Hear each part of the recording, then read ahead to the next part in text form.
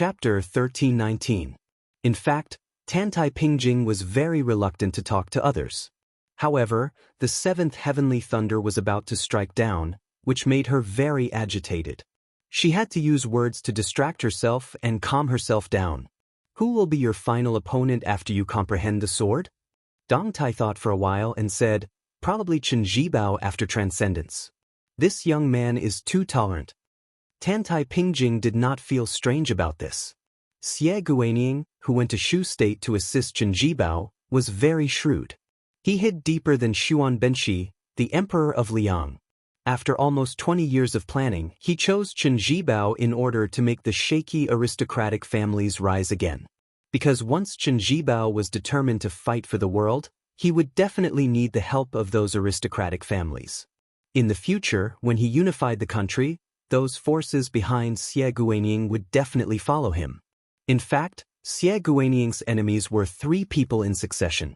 Su Shao, who destroyed the foundation of his family, Huang Longshi, who added fuel to the fire, and Zhang Julu, who opened the door for the poor. Now one was dead, and the other 2 were about to die. Xie Guanying had a great chance of winning. Dong Tai said, "Coming." He and Tantai Pingjing almost fell back at the same time. The Beimeng dragon also turned around and left, shaking its tail and swaying its whiskers.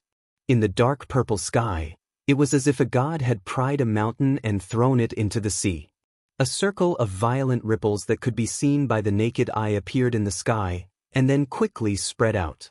The earth trembled in resonance with it, and the snow and yellow sand rolled together. A purple thunder light column slowly penetrated the rippling lake, like a stone pillar smashed into the water. Su Fengyan used qi to control the Baoyang saber. It was not the left-hand saber that once pierced through the Bronze Man Grandmaster's strongest hand, but the saber was held with both hands for the first time. He raised his head and looked at the 7th heavenly thunder. Su Fengyan, whose sleeves seemed to be full of wind and thunder, had a smile at the corner of his mouth. Withstanding the heavenly lightning was a skill. It was a pity that old Huang and the old man in the sheepskin fur coat were not here. Otherwise, one of them would be grinning from ear to ear, revealing his missing front teeth, and the other would probably be picking his ears, squinting his eyes, and pursing his lips. When he was young, he looked forward to the Jianghu. He always thought that if an expert walked the Jianghu without a bit of elegance, how would there be cheers and applause? He didn't expect that the 2 experts he respected the most didn't have the slightest bit of elegance. Tantai Pingjing, who had been retreating for several miles, had been staring at the magnificent battlefield. That was the literal battle between heaven and man. In her line of sight, she only saw a bolt of purple lightning and a flash of white light.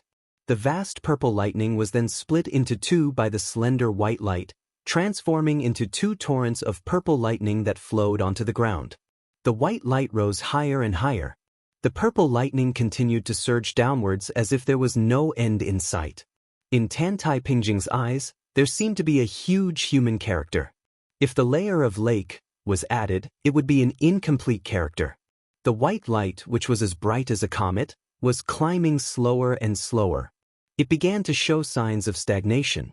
Although it was only 100 feet away from the lake, it was really difficult to go any further. Tantai Pingjing's expression was sorrowful.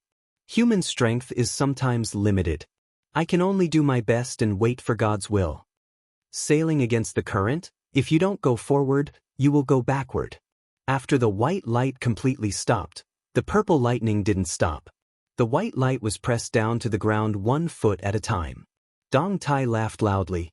Who said that? An ant trying to shake a big tree. How admirable! When the white light fell to the ground, there was a muffled roar from the ground. Su Fengyan, who was holding the saber with both hands, didn't change his grip on the saber in his right hand. His left hand slid along the back of the cold saber.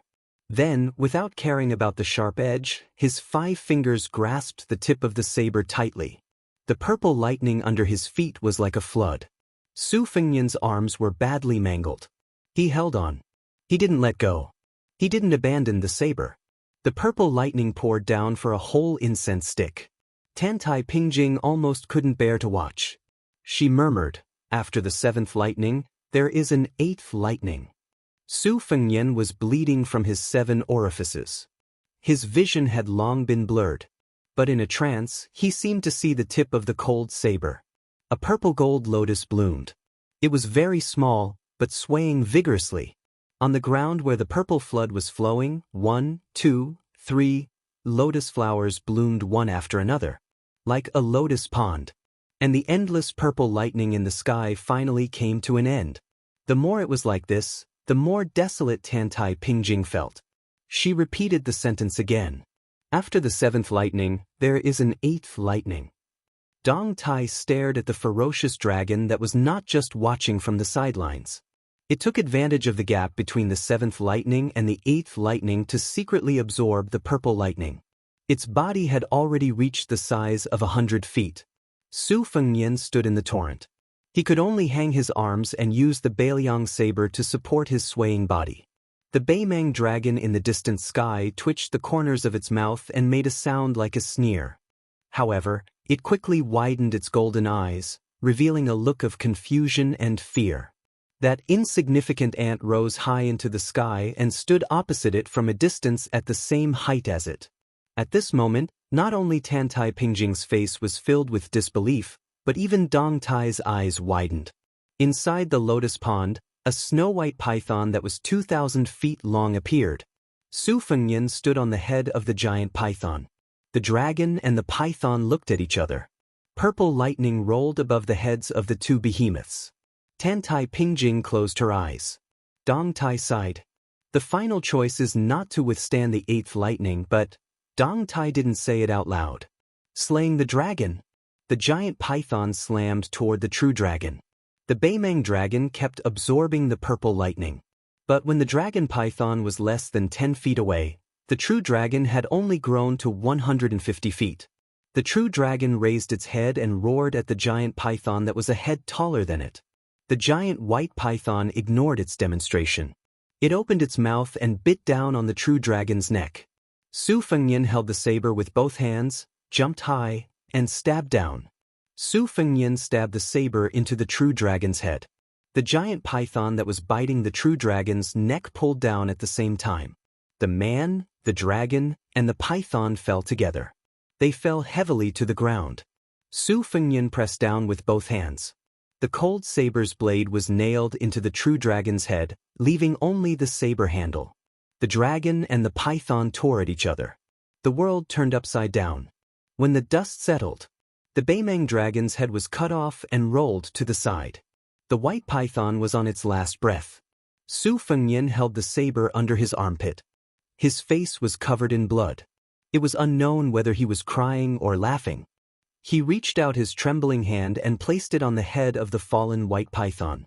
At the same time, the 8th bolt of lightning fell from the sky, exploding toward the man and the python. The sword-biting youth who had been running all the way back brazenly crashed into the bolt of lightning. Chapter 1320. As the purple thunder pierced through the sky like a rainbow, the wind and snow were attracted by it and drifted down. Dong Tai's left shoulder was soon covered with snow, while his right shoulder was much lighter. Dong Tai patted his shoulder and asked curiously, "Is that real dragon so useless?"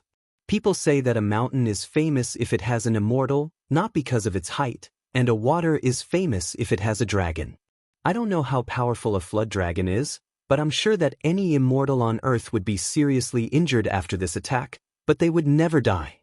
Since the true dragon that was born after devouring the fortune of countless mortals could create such a huge commotion, it should not be so weak. Is there anything strange about this?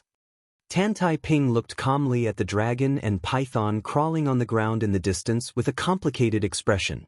Her 5 fingers were trembling in her big white sleeves. She shook her head and said, "Dragons can be big or small, and can be dark or bright. The degree of injury depends on the size of its body. The more serious the injury, the smaller its body will be. As for whether it will die or not, it depends on whether it spits out the dragon pearl condensed from its essence and hides in the abyss, waiting for the next reincarnation.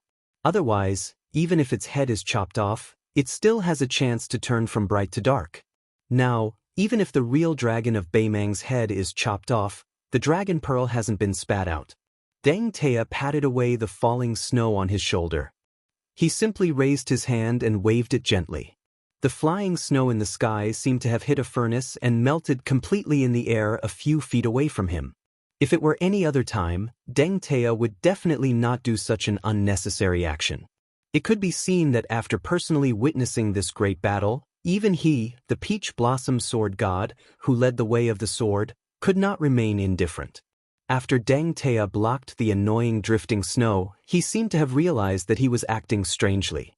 He laughed softly and said, "What Ming you? I am a boor." Tantai Pingjing patiently explained, "There are also 9 levels in Go. It's quite similar when used on the dragon. The last 4 levels are from lowest to highest, concrete, ethereal, meditative, and enigmatic. Previously, the real dragon was restrained by the way of heaven contained in my sect's treasure, the Moon Well Heavenly Mirror. From enigmatic, it temporarily fell from enigmatic to concrete. Even if it stole 1.5 bolts of heavenly tribulation purple thunder, it only rose to meditation. Because of this, the white python was able to gain the upper hand because of Su Fengnian's help. Otherwise, in an ordinary battle between pythons and dragons, even if it was 1,000 feet long giant python that was the master of a great river, it wouldn't have much of a chance of winning against a baby dragon that was only 100 feet long. At this point, Tantai Pingjing sighed and lamented, "Even a centipede dies but doesn't fall down, let alone a real dragon that is compatible with the way of heaven." Dong Tai turned his head and glanced at the tall lady beside him whose sleeves were as big as the wings of a white phoenix. He said helplessly, "It's getting more and more obscure. Fortunately, I managed to understand the mystery behind it." Sect Master Tantai, are you implying that the real dragon still has the strength to fight? The real dragon is cunning, but that lad is not bad either. He made use of the thunder pool to bloom the purple gold lotus. Now that both sides are injured and no one has external help to rely on, what else can they do other than staring at each other? Tantai Pingjing did not say anything. Her 10 fingers stretched out from the edge of her sleeves and clenched her sleeves tightly in her palms. Dong Tai muttered to himself, "Everything depends on whether Su Longxiang can withstand the last bolt of heavenly tribulation. If he can't, with Su Fengnian, the real dragon of Beimang is destined to stand out and take the opportunity to hit him when he is down. Moreover, the Qi cultivators of Beimang are not to be trifled with.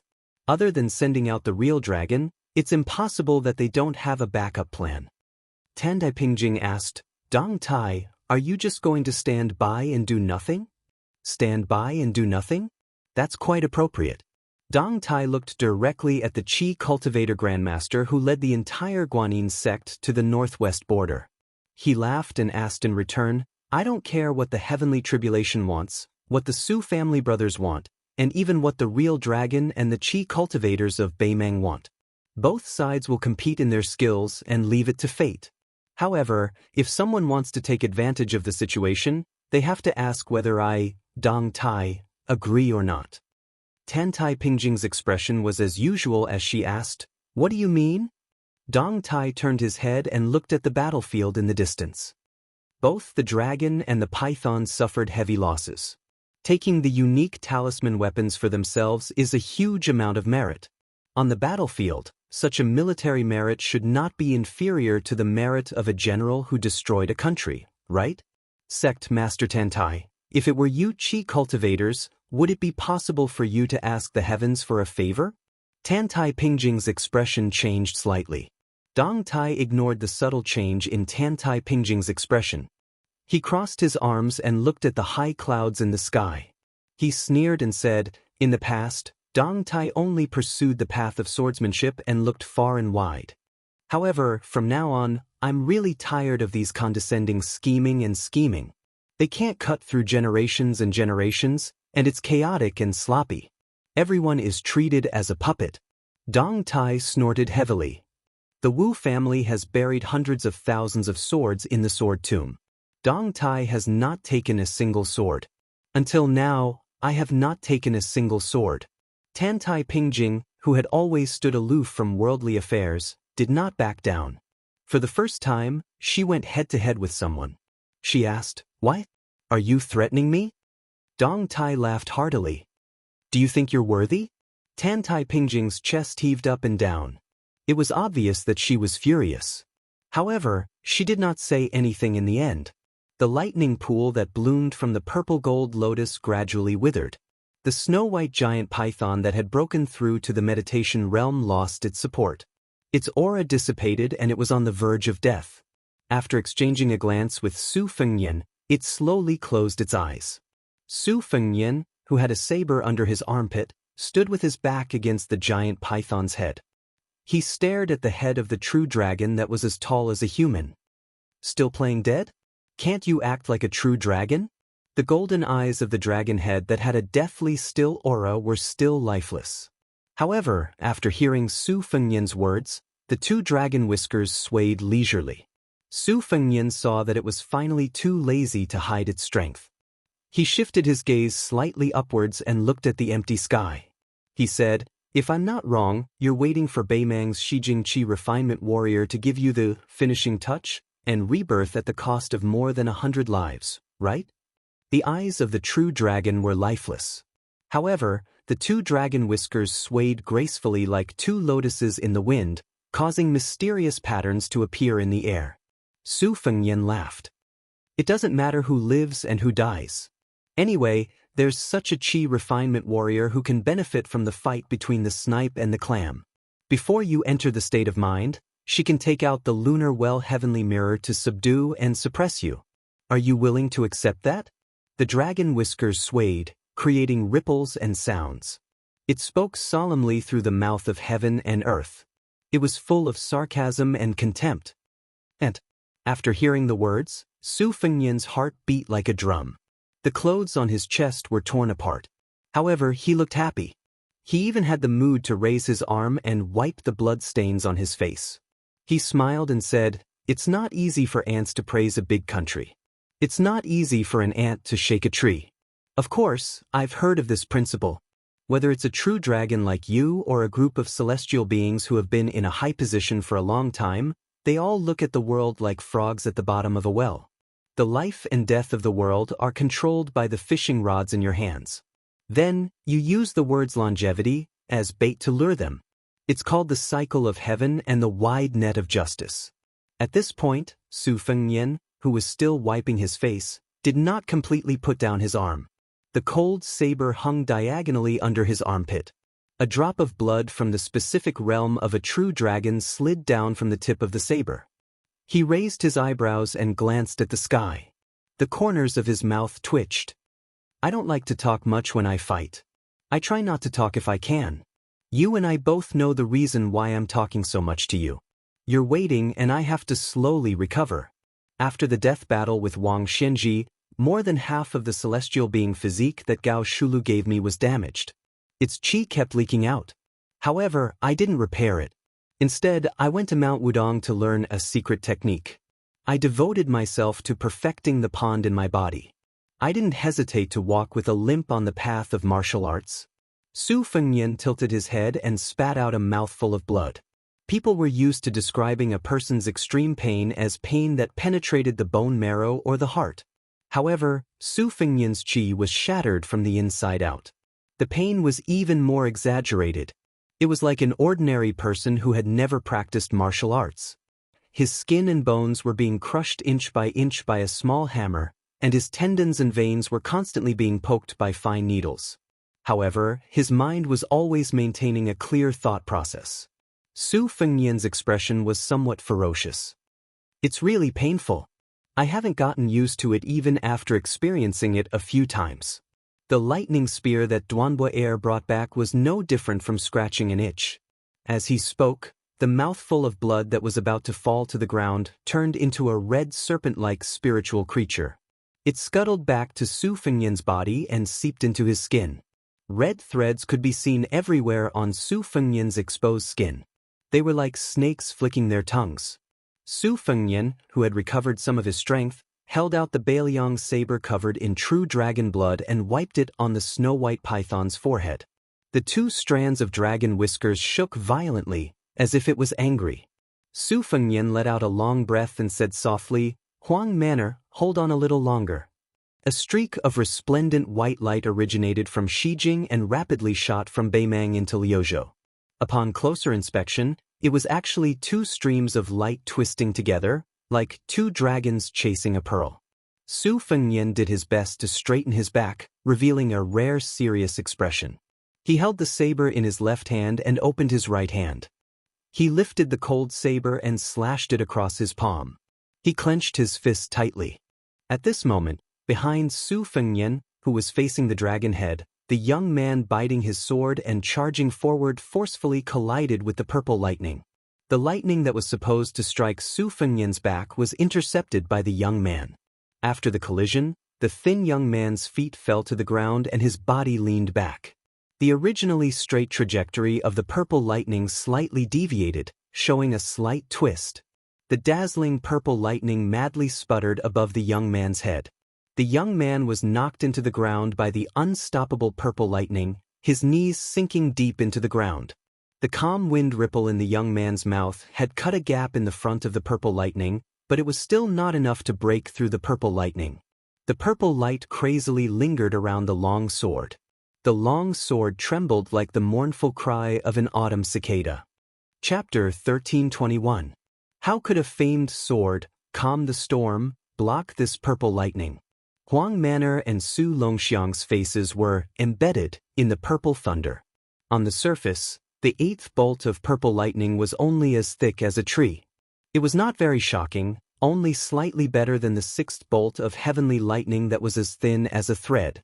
It was even far inferior to the first bolt of lightning that was destroyed by Su Fengnian's azure dragon sleeve. The heavenly thunder was as thick as a water tank. However, Tan Tai Pingjing and Dong Tai, who were watching from the side, knew very well that this purple thunder was enough to peel off hundreds of heavenly thunder, which was as powerful as the sixth heavenly thunder. If Huang Qing could live to see this scene, he would probably die. No matter how unwilling he was, he would be able to die in peace. This was Su Longxiang's real strength after entering the celestial state. With such terrifying strength, any qi cultivator would feel that it was intolerable. A figure suddenly appeared beside the youth. It was an old man in a yellow and purple Taoist robe.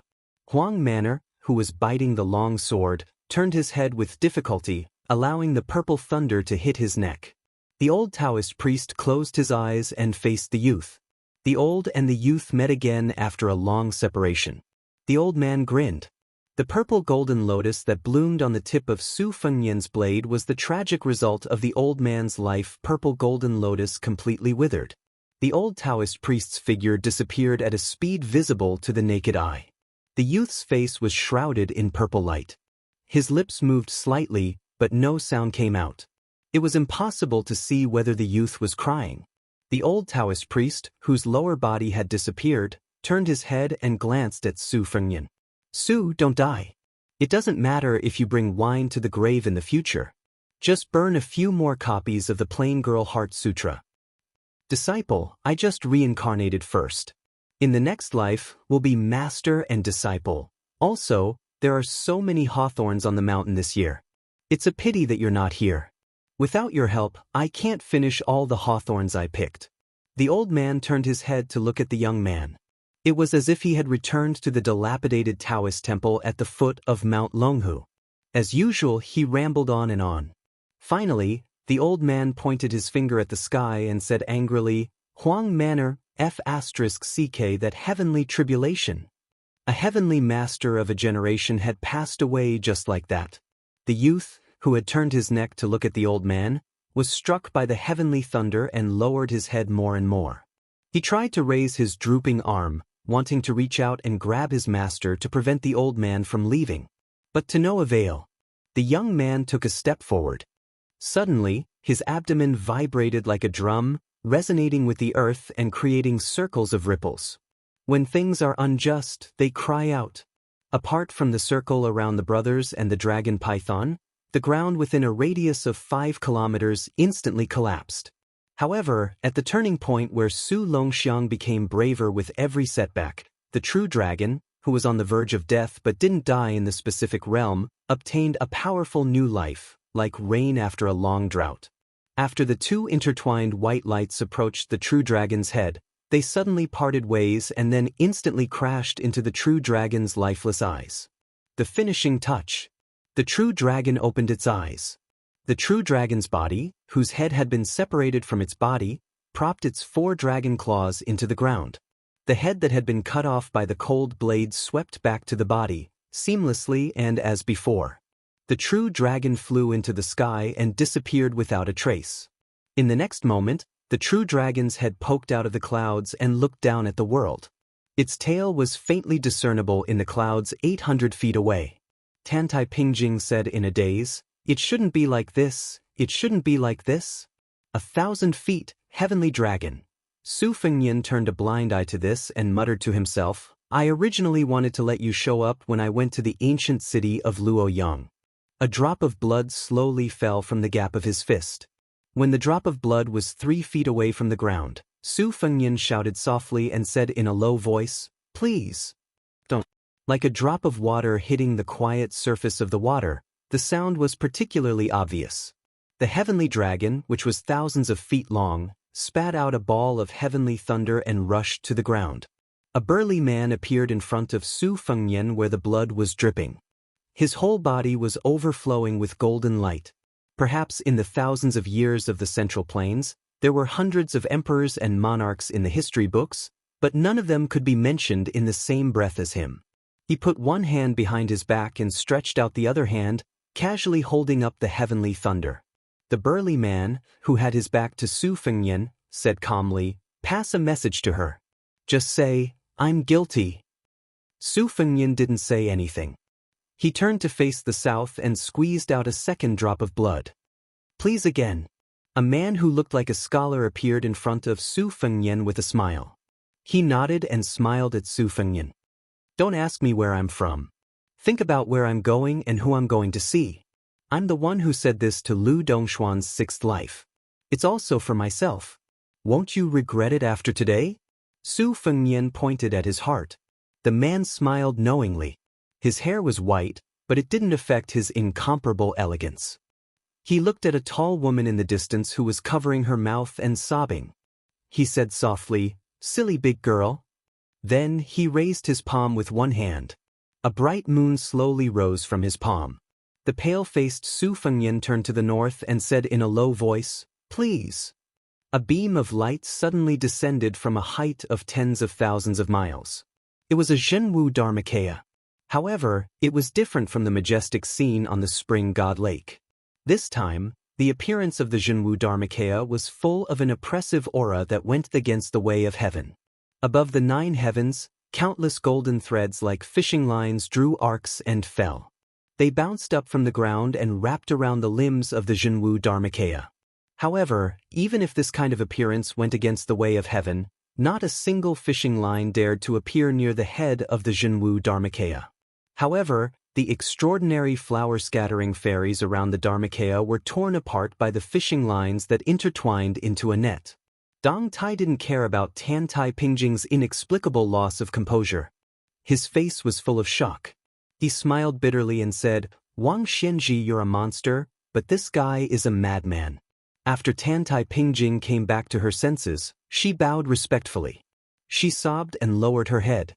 "Master, you said that the way of heaven wants people to bow their heads, but the way of heaven wants the turtle in the East Sea and the frog at the bottom of the well to enjoy themselves." "I was wrong and I understand." When the Zhenwu Dharmakaya raised its foot, the battle began. With one hand, the Dharma idol tore off the densely packed golden yellow fishing lines on its body. With one foot, it broke the purple lightning that was still relentlessly attacking the young Huang men. The purple thunder broke into 2 pieces like a fishing rod. The Dharmakaya that took a step forward held the 2 pieces of purple thunder in its hands. It threw one piece back into the sky and the other toward the Beimang sky dragon. According to the ancient books, the water dragon and the mountain python turned into a flood dragon in 500 years. A flood dragon turned into a true dragon in 1,000 years. After another 1,000 years, it finally became a supreme sky dragon. The Beimang true dragon shouldn't have become a sky dragon so quickly, but the way of heaven was like this. The sky dragon swimming in the clouds was an enemy of the Zhenwu Dharmakaya. It was respectful but fearless.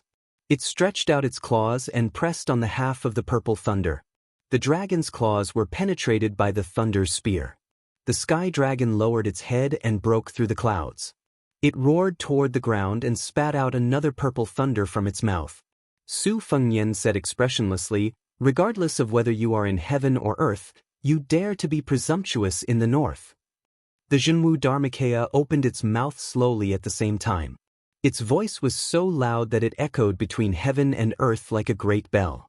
After the Zhenwu Dharmakaya spoke, the sky dragon that raised the sea of clouds showed its true body that was thousands of feet tall. It was no longer covered by clouds. However, at the same time, a majestic beam of light fell from the east, west, and south respectively. Heaven and earth shook. Su Fengnian, who seemed to have regained consciousness before death, showed a sickly glow. He turned his head and nodded at the Zhenwu Dharmakaya, whose Dharmakaya was almost illusory. The burly man with the aura of an emperor had already casually removed the purple thunder. He smiled and asked, "What are you waiting for?" When the elegant man with the moon in his palm opened his 5 fingers, the moonlight was unparalleled. The full moon turned into rays of light that flowed into the Bailiang saber in Su Fengnian's hand. He smiled and said, "The heavens have no worries, the people have no worries. I have discussed the Tao with Lu Dongxian III 3 times. I feel that it is reasonable to not interfere with each other's business. The reason is the reason, the great Tao is the reason. If it is not in accordance with the great Tao, then it is not reason." As he spoke, the light dissipated. The elegant man's figure began to waver. The great Qin emperor suddenly laughed and appeared at the feet of the Zhenwu Dharmakaya. He sat in the north and looked to the south. Before he turned into rays of light and dissipated into the Zhenwu Dharmakaya, he shouted, "Get lost." The 3 majestic beams of light in the east, west, and south actually stagnated and trembled. Not to be outdone, the 3 pillars of light instantly skyrocketed. However, Su Fengnian was already holding the saber with both hands. The Zhenwu Dharmakaya also held the saber. The sky dragon's 4 claws pressed down heavily from the sky. Its 2 strands of dragon whiskers trembled violently. It held the dragon pearl in its mouth. The huge pearl was like the scorching sun in the sky. Su Fengnian stepped out and slashed down with his saber.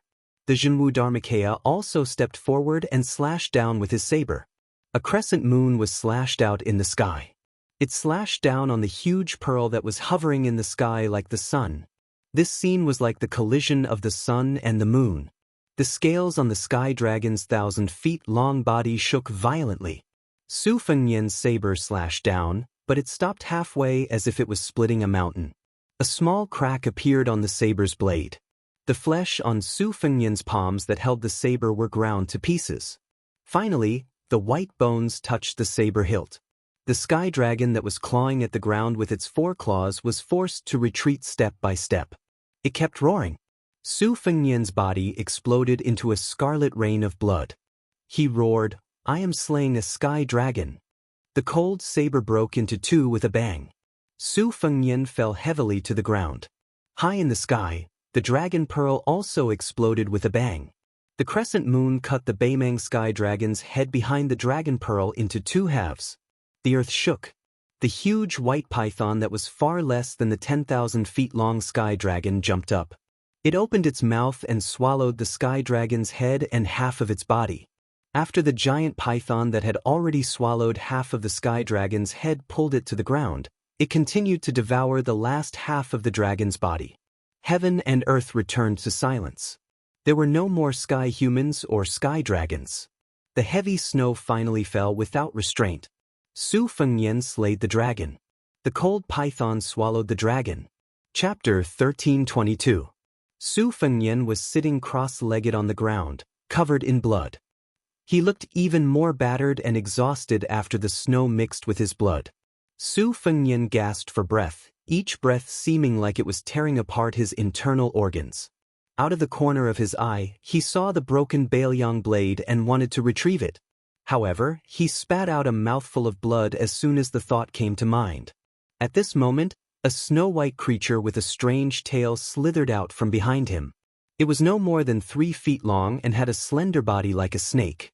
There were 2 horns on its forehead like a flood dragon, 2 whiskers like a carp, and 4 claws. It suddenly moved as fast as lightning and bit the broken blade onto Su Fengnian's leg. It raised its little head and wagged its tail at Su Fengnian as if it was asking for praise. Su Fengnian smiled and extended his hand. The little fellow suddenly turned its body and hovered motionlessly in the air, seemingly pretending not to see anything. Su Fengnian bent his finger and gently tapped on its head. The snake-like creature fell onto Su Fengnian's knee with a thud. First it pretended to be blind, and now it was playing dead. Su Fengnian, his face covered in blood, laughed involuntarily and said, "That bead is already shattered. Even if you swallow it, it'll take at least a few hundred years to completely digest it. It won't be of much benefit to you or me, but Huang Manor needs it to nourish his body and condense his soul. Spit it out obediently and I'll count to 3. In the end, when Su Fengnian counted to 3, the little fellow lying on his knee twitched on purpose, as if to express that it had died heroically in battle. Su Fengnian twirled its tail with 2 fingers and said helplessly, "As expected of my natal item. It's just like me when it's acting like a rascal. Fine, fine, I promise you that after we return to Liangzhou, you can eat all the koi fish in Tidehark Lake." The little fellow's head floated up to the same level as its tail and tilted back slightly. Its head and tail joined together to form a cute little circle, just like a lively dragon wall. It hesitated for a moment, then reluctantly opened its mouth and spat out a bead with visible cracks. It was as small as a grain of rice, but it radiated the brilliance of the sun and moon. After spitting out the pearl, the little thing was somewhat dispirited and listless. In a flash, it disappeared into thin air. Su Fengnian held the 2 sections of the cold blade in one hand and pinched the bead with 2 fingers in the other. He stood up with difficulty and turned to walk towards Su Longxiang. The young man stood there in a daze. The body of the famed sword storm calming in his mouth and his hanging arms had dazzling lightning swirling around them. Even Su Fengnian was shocked by his imposing manner.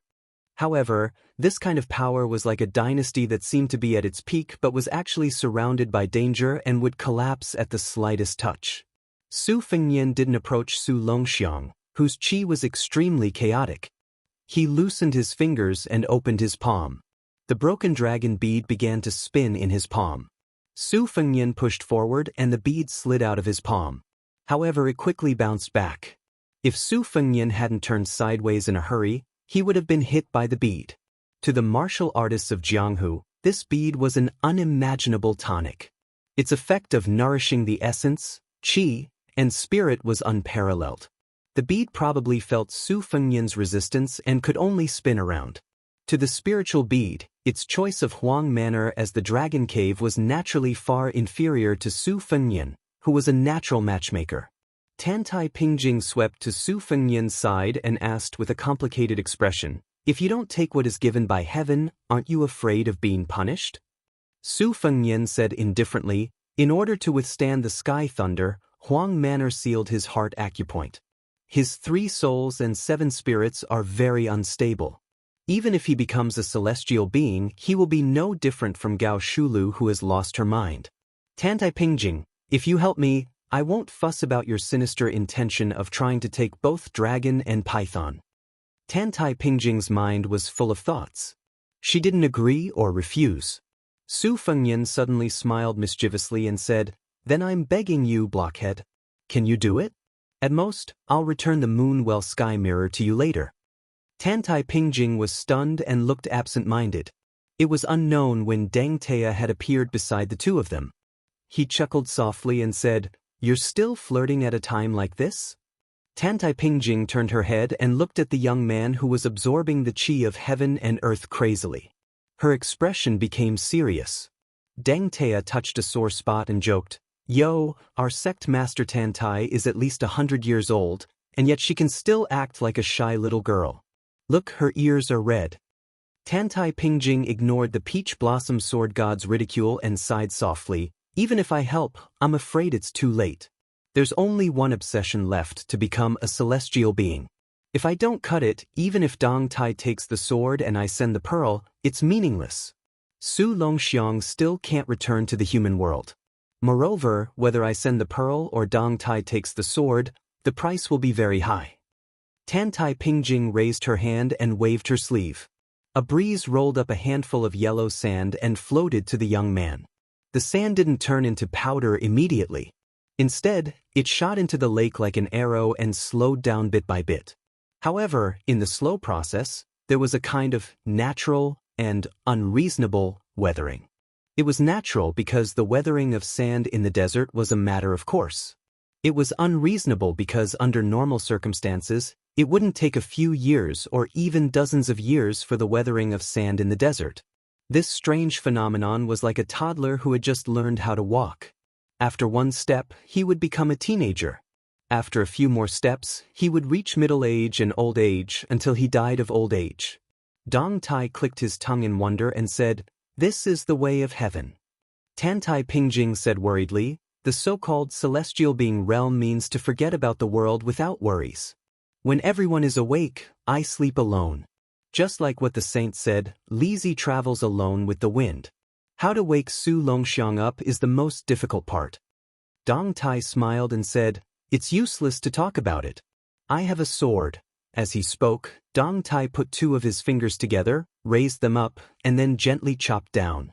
If it was said that Su Longxiang's surroundings followed the rules of the heavenly Tao and formed a small kiliocosm of its own, and this part of the world was in chaos like a chicken egg, then Deng Tea's sword momentum was about to split open the world and split the chicken egg in half. Dong Tai laughed loudly and said, "After splitting the mountain, I'll use another sword. Let's call it paving the road." The finger sword cut the mountain, and the mountain was about to close. Dong Tai then released streaks of sword aura between the mountains, forcibly blocking the gathering of the way of heaven. Dong Tai rode the wind and flew forward. After leaping over Su Longxiang's head, the calm wind ripple with purple lightning appeared in his hand. After the peach blossom sword deity went straight through the thunder pool of heaven, his figure went further and further. He knocked his fingers and flicked his sword. He laughed and said, "Splitting the mountain and paving the road, 2 swords in exchange for a good sword. We don't owe each other anything." Chapter 1323. Almost as soon as Dong Tai took the first step, Tan Tai Pingjing took the bead from Su Fengyan and followed closely behind Dong Tai. The path was as narrow as a sword's length. Tan Tai Pingjing, dressed in white, followed Dong Tai and flew over Su Longxiang's head like a white phoenix. At the same time, she shook her wrist and slapped the bead into the young man's chest. When Tan Tai Pingjing landed in the distance, she felt as if she had walked through the gate of hell. She still had lingering fear, as if her soul was trembling. The feeling was even stronger than that of surviving a life and death battle. It was because she was a top chi trainer in the world and someone who knew the strictness of the natural law best that she felt the lingering fear. The reason was simple.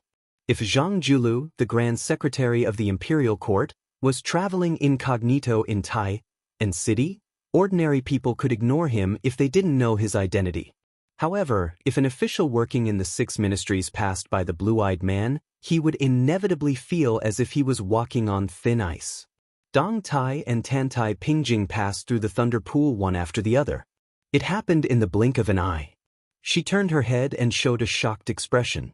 The 2 mountains merged, but Su Fengyan was standing beside Su Longxiang. Tan Tai Pingjing knew that Su Fengyan went there with the help of the Yujing Sky Mirror, and he could also leave with the help of the Yujing Sky Mirror.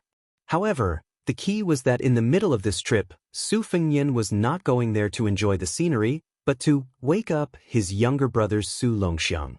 Tan Tai Pingjing could be 10 years older or even a month later. Perhaps in less than half an hour, she would see a hunchbacked old man with white hair instead of a young king of Bailiang who was only in his 20s. Tan Tai Pingjing bit her lips. She could understand why Su Fengyan gave the bead to Su Longxiang. It was common for brothers to respect each other in the world.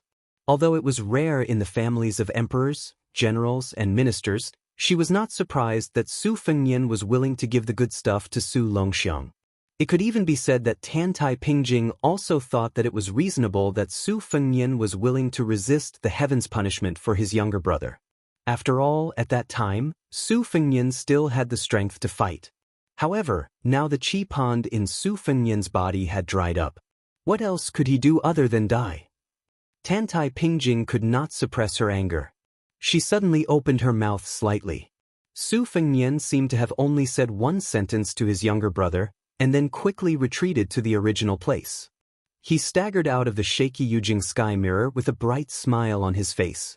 Tantai Pingjing did not think that one sentence could wake up Su Longxiang.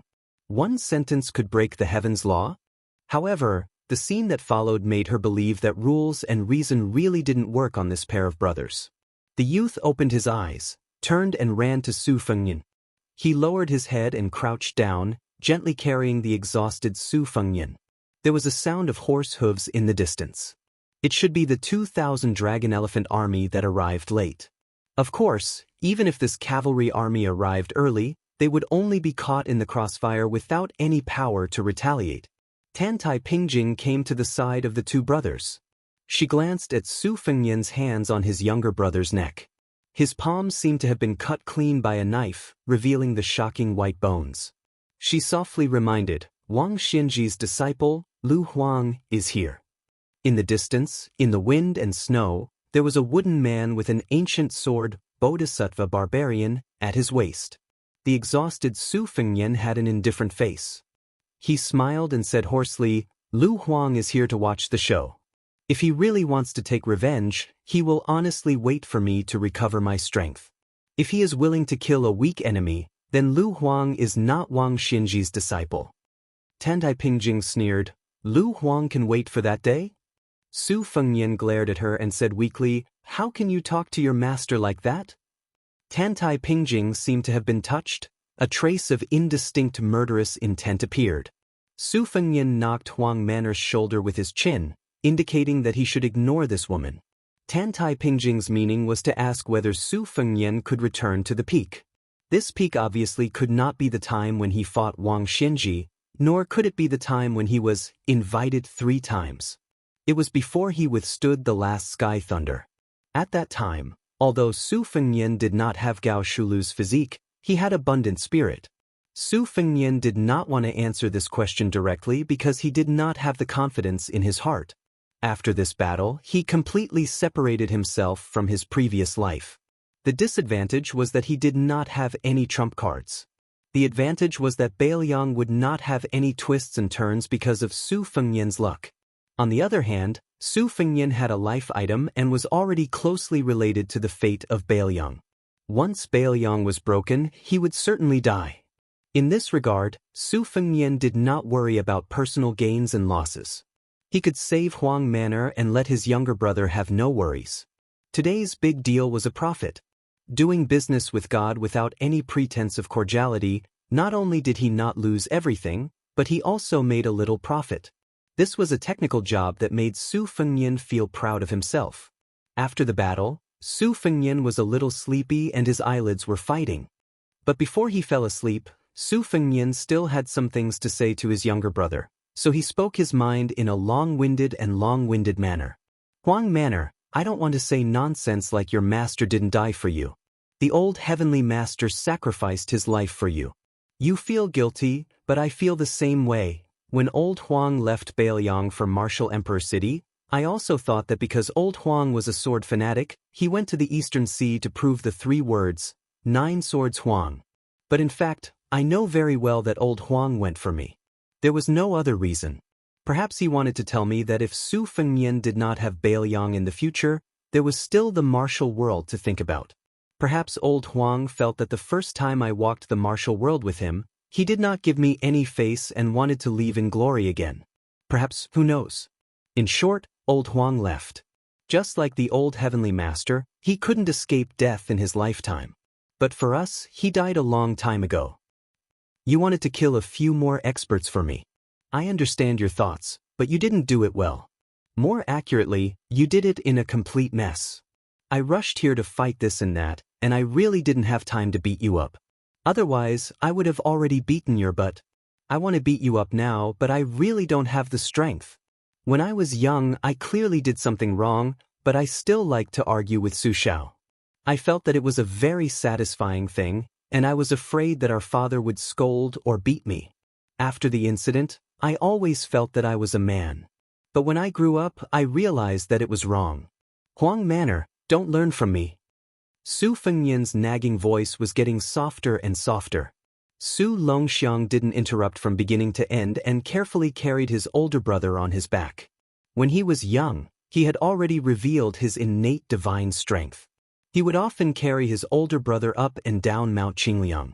Occasionally, his older brother would even pull a kite in his hand. The big sister, who loved to join in the fun, would run behind them and shout happily, "Fly, fly, fly." Huang Manor said softly, "Big brother, don't sleep."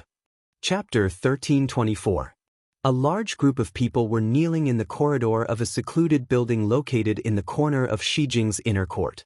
Not far from the building, there were many corpses lying on the ground. They were all Beimang's most valuable qi cultivators. An old woman in a black robe and a white fur coat stood under the eaves.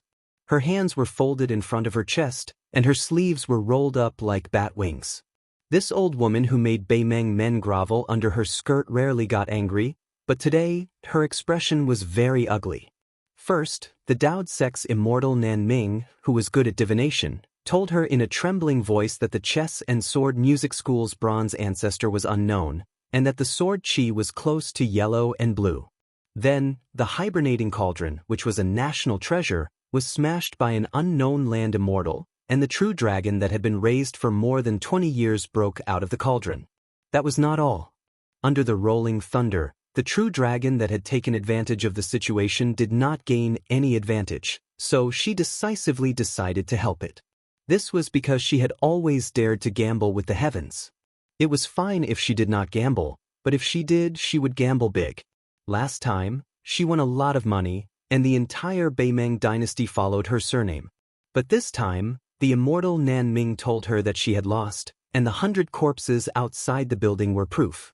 In fact, her anger was not because she had lost a battle in Liuzhou of Beiliang that did not affect the overall situation. It was not even because of the death of the true dragon, and definitely not because of those qi cultivators who did not care about the world. What really made the old woman unable to accept was a small matter that could not be told to anyone. When she was at the lowest point of her life, she lost to an unknown brute of Liaodong. When she was at the peak of her power, she lost to his son. The peace warrant stood beside the old woman, and the old man was the only Beimang official who still dared to stand. She finally spoke. Pass down the decree to Dongzhuo that he is allowed to mobilize all the troops at the border without permission. Regardless of whether it is a general or a military officer, all must listen to him. Those who disobey will be executed by Dongzhuo first and report later. Pass down the decree to Tuoba Bodhisattva to lead the troops to the south and head straight for Liuzhou. Pass down the order to Li Mixi. Prepare for the carp crossing the river. Pass down the decree to Huang Songpu, order him to rise and lead the troops to Xijing. Imperial edicts came out of her mouth one after another. She was, after all, an old woman in her twilight years, so it was inevitable that her energy was lacking. For a moment, it was difficult for her to conceal her old weariness. However, today, she did not allow herself to slack off for even a moment. She pulled out her hand from her wide sleeves and abruptly tore off the old fox fur coat on her body, throwing it into the snow outside the steps. Then she strode away, not looking at the old thing that was constantly accumulating snow again. Great Peace City never lacked excitement, but many of them were hard to join. Once they encountered something they could join, no one was willing to fall behind. Right now, there was a rumor that the new Right Chancellor of the Imperial College, who would replace Jin Sanlang, was going to teach martial arts. Whether it was an armchair strategist or he really had a belly full of strategies, the truth would be known after a walk. The majority of people were there to see a joke. The current Assistant Minister of the Ministry of Rights, Jean Lanting, had a good reputation in the Imperial College. Not only had he obtained many gifts from the Imperial Court for the Imperial College, he had also founded the most famous poetry club in the capital. Together with the 7 scholars in the club, they were known as the 8 talents of Great Peace City. They included the top 3 in the new exam, the top scholar Li Jifu, the second place Gao Tingshu, and the second place Wu Zongxian. Among them, Gao Tingshu, who had the reputation of being a poet ghost, wrote the popular Drunken 8 Immortals, at a banquet, instantly causing the 8 people present to become famous overnight. The 8 talents of Great Peace City came from different backgrounds, like the difference between heaven and earth, but they often sang poems and showed the elegance and elegance of scholars. Those with discerning eyes could see that although the head of the 8 talents, Jin Sanlang, was not very popular among the central cabinet officials, the imposing manner that he had slowly gathered could not be underestimated. A provincial pawn called Sun Yin had made an exception to fill the empty position of the Right Chancellor, which was especially abrupt and rude. What was even stranger was that this person did not have any solid backing. Therefore, Sun Yin's rampage, entering the imperial court with the local official Su Gong as the assistant minister of the Ministry of War, and Chen Wang's meteoric rise, became the 3 surprises of the capital's officialdom at the end of the first year of the auspicious talisman, extremely eye-catching. Furthermore, Su Gong, who had the status of Lady Su, had previously had the foundation of being a dragon general. Chen Wang, Chen Xiaobao, had the double foundation of being the crown prince's attendant lecturer and the meritorious service examiner. In contrast, Sun Yin felt even more strange. Moreover, Sun Yin was extremely arrogant. He publicly announced that the content of his lecture would be a great martial arts demonstration. He would be the attacking party and would have 2 forces in his hands, Beimang's millions of Iron Horse cavalry and the remnants of West Chu's restoration of the Guangling Road. Everyone who listened to the lecture belonged to the defending camp. There was the army led by Lu Xianxia, the commander of the southern expedition, who was newly conferred the title of General Piao Yi by the imperial court. There was also the Liao defense line led by Gu Jiantang, the vassal state's forces that participated in the quelling of difficulties. Finally, there was also the Bailiang cavalry that had been deliberately forgotten by the Central Plains for many years. This could be said to be an unprecedented battle of words. Just the number of Imperial College students who participated in the lecture amounted to more than 6,000 people. In fact, most people were destined to not be able to hear what the new chancellor was saying. However, there was no need to worry. Very soon, there would be people from the front to the back to pass on the message, layer by layer, like waves after waves. The students who rushed to occupy the seats early all sat on the ground. Those who came later could only stand. Those who came later had to stand on their tiptoes and stretch their necks. After that, they had to stand on benches and chairs. However, in the best position not far from Sun Quangtu at the front, there were many simple but thick praying mats placed there. There were about 30 of them. Those who were qualified to sit on the praying mats were really honorable. Among them, the leader was the first prime minister of Liang Imperial Court in 30 years, the head of the secretariat, Xianglong. On the left side of the head of the secretariat was Huan Wen, Tantanan, who was in charge of the province. On the right side was the frustrated person, who failed to succeed Bai Gua as the Minister of Rights in the change of power, Yao Baifeng, a master of science who continued to be in charge of the Imperial College, and Bai Gua, who was transferred from the Minister of Rights to the Ministry of Revenue. There was also a certain member of the imperial family who was particularly proud of his success in the middle of winter. Yes, it was the Prince of Chai who swaggered into the capital with the help of his good son-in-law. This long martial arts lecture went on from noon to dusk. There was no sign of it ending, but no one left. In fact, there were even a lot of new faces coming in. There was a sea of people.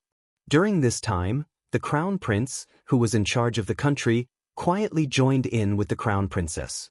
Soon, the old minister of the Ministry of Personnel and the new assistant minister of the Secretariat, Zhao Yuling, broke through the crowd without hiding his identity and joined in. He sat on a newly added praying mat. Compared to Zhao Yuling, the Prime Minister, Yin Maochun, who had been promoted from the Chancellor of the Hanlin Academy to the Minister of Personnel, was much more reserved and low-key. He arrived at the Imperial College with a light carriage and stood side by side with Chen Wang, who was young enough to make one's hair stand on end. He couldn't see or hear anything. However, these two could be called important officials of the central government. One was a second-rank official of the external court, and the other was a third-rank official. They stood there for a full 4 hours. Because they stood at the very back and didn't have any retinue to protect them, they also didn't wear purple official robes. On their left and right were ordinary students of the Imperial College who studied hard. No one knew that there were two important officials of the court standing right in front of them. They only thought of them as ordinary Confucians of Great Peace City. The Imperial College continued to be noisy and lively. It became the hot topic of discussion in the capital. The restaurants and tea houses outside the Imperial College were even more crowded, waiting for the results of the debate to be revealed. There were constantly scholars running onto the street to report the real-time situation. Chapter 1325. However, in the almost empty Hanlin Academy, two travel-worn old faces appeared. One was Mr. Yuan, who had been depressed for many years, and the other made the official on duty almost roll his eyes. When the two teachers of the Song family dominated the literary world, the official was praised by everyone, both in front of and behind him, for being a young phoenix of the Song family. Now, not only were the two teachers dead, there was no glory to speak of. Who did not know that the Song family, which had been endlessly glorious, certainly had no chance to make a comeback? A featherless young phoenix was worse than a chicken. Who would be willing to treat Song Kelly, who was demoted to a poor county magistrate, as a scallion? If such a cold stove could still make a comeback, I would eat all the ashes of the stove. This 7th grade Qinglu official did not put on too much airs. After all, Yuan Piao, Yuan Huangmen, who had gone out to visit his relatives, still had a position in the Hanlin Academy. They would see each other frequently. There was no need for him to lose the merit that he had accumulated over many years for Song Kelly. Yuan Pu, or Yuan Benshi, the master of the Emperor of Liang, sat down in his room. His half-inch-long tongue was naturally unclear. Don't you want to go to the Imperial College? That's the place where your Song family rose. Song Kelly, who had traveled with Mr. Yuan, shook his head and said calmly, "It's useless to revisit the old place." Yuan Benshi was silent for a moment and said slowly, "Chen Wang, Sun Yin, will be your political enemy from now on. They won't lose to you in terms of achievements and knowledge. But they took the initiative to come out in the open. This is your biggest disadvantage, but also your only advantage." Song Kelly nodded. In the dusk, in the yamen of the Zhao family, which was not far from the Hanlin Academy, a tall old man with purple beard and blue eyes walked to the Imperial Street alone. He stood in the middle of the most magnificent and wide street in the world, with his back to the gate of the Imperial City, and looked at the sky in the south. The old man remembered a chance encounter when he was young. At that time, that man was also very young, and at least he wasn't crippled. At that time, he was deliberately forced to stay in the Hanlin Academy by his master, and his best friend was already in charge of the Ministry of War. The other Jinshi of the same year also had a bright future. It was a time when the literati were overwhelmed by the military. 10 years ago, literati were like performers who could only answer to the generals in the imperial court. If it was a few decades ago, the dynasty was full of warring towns and people were divided into territories. Literati couldn't even answer to the generals. If they didn't flatter the right people, or if they flattered well but were misunderstood by the generals, they might be beheaded. In such a dynasty, not to mention the orthodox Great Chu of the Central Plains, even Dongyue, who was willing to be slaves to the Great Chu, was qualified to laugh at the northern neighbor as a group of uncivilized barbarians, not to mention the orthodox Great Chu of the Central Plains. Because of his purple beard and blue eyes, even the barbarians of Liang in the eyes of the Central Plains people had to mock and ridicule him. It was a gloomy day in late autumn when a certain scholar's life was finally getting better. He went to the Ministry of War to ask his friend to open the back door and borrow a map of the two vast territories. When he got the map as he wished, it was raining heavily.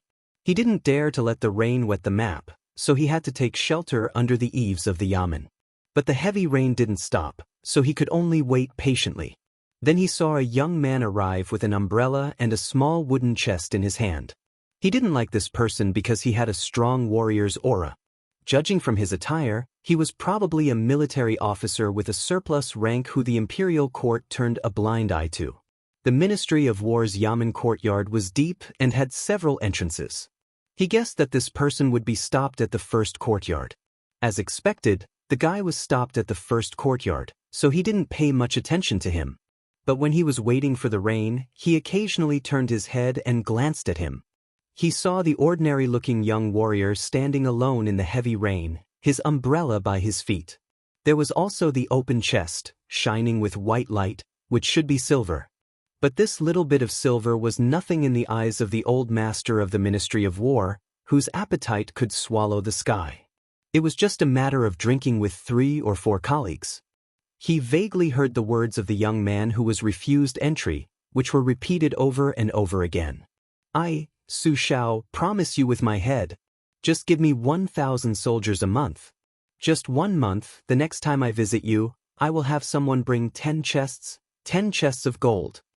The rain continued to fall. He heard the young man in the courtyard speak loudly and compromise constantly. From 1,000 soldiers, it was reduced to 800, then to 500. And the chest also increased from 10 chests to 20 chests, then to 30 chests. When the rain finally lessened, perhaps because the old men of the Ministry of War who were leisurely drinking tea and chatting felt that it was about time to go home, there were groups of 2 or 3 important people who walked out of the courtyard one after another. They chatted and laughed, not looking sideways as they brushed past the young man. Later, a manager finally took a look, but not at the young man who was asking for soldiers and horses. Instead, he looked at the silver soaked in rainwater in the chest. He let out a snort of laughter and seemed to say something sarcastic, but at the time he was hiding from the crowd at the door and did not hear it clearly. He thought that since the rain hadn't completely stopped, he might as well wait for his friends in the courtyard to finish their business. Perhaps it was true that there was always a way out. He saw an old man wearing a tiger and leopard patch walking out of the courtyard with his hands behind his back. Beside him was an official from the Ministry of War who was eagerly holding an umbrella. The umbrella was tilted towards the old man. When the old man passed by the young man, he stopped and kicked the chest with his foot. Because the rain was much lighter, he could clearly hear the conversation between the two of them. "Where are you from?" "This general is Su Shao from Jianzhou of Liaodong." "You lost the battle?" "But this general has 700 brothers and defeated 2 of Hong Qingqiu's main battalions, one of which was cavalry." "What main force? What cavalry?" "It's all nonsense. A loss is a loss. This official will only ask you one thing. This official will treat it as a small gamble for fun and give you some men. But can you really earn back your losses?" "Well, fine. This official will give you a tiger tally. You can go to the right guard and transfer 300 men. As for the chests, by the way, how many did you say you carried?" "Sir, it's 30. 30? 50. Oh, you're quite smart. Fine, this official will give you 300 men. Remember to bring the chests directly to my residence later." "Thank you, sir. This general will live up to your kindness." "Oh, I almost forgot. What's your name? This official doesn't want to not know who to look for when I want to kill someone." "Su Shao of the Jinzhou Battalion." Finally, the big boss from the Ministry of War walked out of the Yamen gate. Beside him was the official who held the umbrella for him with one hand and carried the chest with the other. He saw the young general standing in the rain with his fists clenched. His back was straight, but there was an extra tiger tally in his hand. The young man put the tiger tally into his pocket, bent down to pick up the umbrella, and turned to walk to the gate. He had already looked away when the young general picked up the umbrella. He looked down and faced the south. The latter didn't rush to open the umbrella. Instead, he stopped under the eaves of the gate and seemed to see him. He took the initiative to ask with a smile, "Are you still waiting for the rain to stop?" He stared blankly for a moment, then nodded. Then that fellow grinned at him and threw the umbrella over without giving him a chance to refuse. He walked down the steps in large strides, stepped into the mud, and gradually walked away. That day, Zhang Julu remembered the name of that young warrior. That year, the era name of Eternal Hui hadn't been used. Of the 2 young men he met, one wasn't the powerful Grand Secretary of the Imperial Court, and the other wasn't a great general with unconferred merits. Nor were they political enemies who had no dealings with him. At the end of the first year of Auspicious Talisman, only Zhang Julu, an old man, was left. The old man standing on the Imperial Road slowly came to his senses. He smiled and muttered to himself, "I don't like to drink. If I can meet you underground, I'll have to buy you a drink. But before that, let me hold the umbrella for Bailiang. Not for you, Su Shao, but for the people of Bailiang and Liang. At the end of the auspicious year, Emperor Zhao Tuan returned to the capital. The Imperial Censorate and the 6 departments jointly impeached one person. Grand Secretary Zhang Julu of Liang issued an edict and the imperial court announced the 10 great crimes. The emperor issued an edict to execute 9 generations. Chapter 1326. In Xianxia, where Guangling Road and Nanjiang Road intersected, it was famous because of a relatively young apricot alley. On both sides of this alley were courtyards in Jiangnan. Although they were not grand, they were exquisite. The residents were not high-ranking officials or dignitaries, but scholars who had fallen on hard times and did not participate in Hongjia's escape to the north. There were survivors of West Chu who lived in seclusion, and there were also disheartened teachers from Shangyin Academy. When these scholars settled down, they were really short of money and could not build any large residences. The mansion of the Fan family was located in the deepest part of Apricot Alley. The Fan family was once a wealthy family in the southern Tang. The ancestors of this branch of the Fan family did not want any treasures when they separated from the family before they fled. They only wanted the library that was the hardest to carry around. In the past 20 years, they had been struggling to make ends meet. If they did not rely on selling the ancient books in the new building, they would have been reduced to a situation where they did not have enough food to eat. Liang was prosperous, the country was prosperous, and so was the chess. Fortunately, the Fan family produced a chess addict who did not like fame. Fan Zhangho and Liang Imperial Court's Tanhua Wu Congxian were known as the first 2/9. Before the two were 30 years old, they were invincible south of the Guangling River, especially Tanhua Wu Congxian, who later became one of the 8 talents of the capital. After passing the imperial examination, he was personally appointed by the emperor to fight against the 4 great national players of Liang. He won all 4 battles and obtained an incredible record. Fan Zhangho, who had a slight advantage in the battle of first and second, was vaguely the number 1 player in Liang's chess world and received the new title of Fan Ten Dan. The Apricot Alley, where Fan Changho lived, was bustling with carriages and horses. However, this chess addict had been refusing visitors. Fan Changho, who was gentle and generous on the chessboard, seemed to be particularly unapproachable in real life. The Fan family's library was in the Relief Heart and Begging for Forgiveness pavilions. The Begging for Forgiveness pavilions had 3 floors on the top of the mountain, with 6 rooms each. There were corridors in the front and back, and in front of the building was a square patio. It covered an area of 3 mu and was paved with green bricks. Not long ago, Fan Changho, who had just become the head of the Fan family, set a number of strict rules for the collection of books. Among them, there was a rule that no books could be collected from the cabinet. Women with different surnames and surnames were not allowed to enter the cabinet. The keys to the cabinet were controlled by the first son of the family. Today was a warm winter day, suitable for drying books to get rid of mold and dampness. An elegant-looking man in a green robe took out handfuls of printed books from the attic and spread them out on the green brick floor of the courtyard in front of the Seeking Forgiveness pavilion. He did it himself and did not let the servants do it for him. A young girl whose cheeks were flushed red from the sun was squatting on the ground, casually flipping through the books. She wasn't reading with great interest, but was frowning. Looking at her back, the man smiled and stretched. He caught a glimpse of a huge figure sitting on the edge of the patio, where sunlight and shadows intersected, silently. The man's happy mood was clouded. The way this tall giant had visited the Fan family was extremely shocking. He hadn't presented a name card or knocked on the door. Instead, he had fallen from the sky and smashed into the pond in the Fan family's backyard. At the time, Fan Changho had been playing chess with someone and had sunk into a long and exhausting thought. The person playing chess had him bring the visitor. Fan Changho ordered the servants in the family who heard the noise not to make a sound. Then this tall and burly man, like a celestial being, had been inseparable from the old and the young, never speaking. It was Fan Shirduan. The man walked to the old man's side. The old man was sitting on a small stool. In front of him was a gold-threaded Nanmu chessboard. At his hand was a small cup of white salt, a plate of crisp white radishes, and a bowl of white rice. After the tall golden-skinned guest had appeared, the old man had laid out the game in front of him. Then he hadn't placed a piece, saying nothing. Unless the young girl spoke to the old man, even if Fan Changho said something, the old man would be too lazy to respond. Fan Changho was standing behind the old man. Facing the chess game that had already been set up, his heart was full of suspicion. The black and white chess pieces crisscrossed like canine teeth. This was a classic game of strength. It didn't pay much attention to the shape of the game, but in Fan Changho's view, this game was far from worthy of the old man's attention.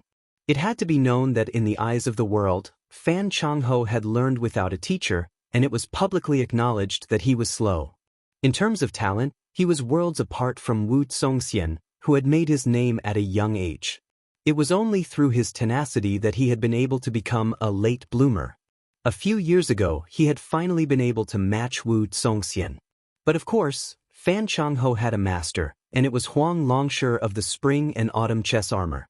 If not for this, Fan Changho's late bloomer would have been 20 years later. In today's world, the 9th Dan was the highest level of Go. The top national players who were by the emperor's side waiting for the imperial decree were all unquestionably strong 9th Dan. There were also some experts in the countryside who possessed the strength of 9th Dan, but they weren't necessarily strong. As for the princess of Bailiang, Su Weisheng, who had become famous for her studies at the Yin Academy, there was a saying called Su Shi and 13. Su Shi said that this woman's strength was far beyond a 9th Dan expert, and she was fully deserving of the title of Great 10th Dan. Su Shi-san said that she was often able to play the unfathomable and marvelous moves of the 13th Dan. Therefore, she could be considered a first-rate Go master on the same level as Chao Guanzi of West Chu. Fan Changho admitted that he could barely bear the title of 10th Dan, but when compared to Su Weisheng and Chao Changqing, there was a huge gap of one stone. As for comparing himself to this master in front of him, this was a pleasant reunion between master and disciple. His master had given him 2 stones, but Fan Changho still lost all 10 games. The old man stared at the chessboard. He picked up a pinch of salt and sprinkled it on the radish.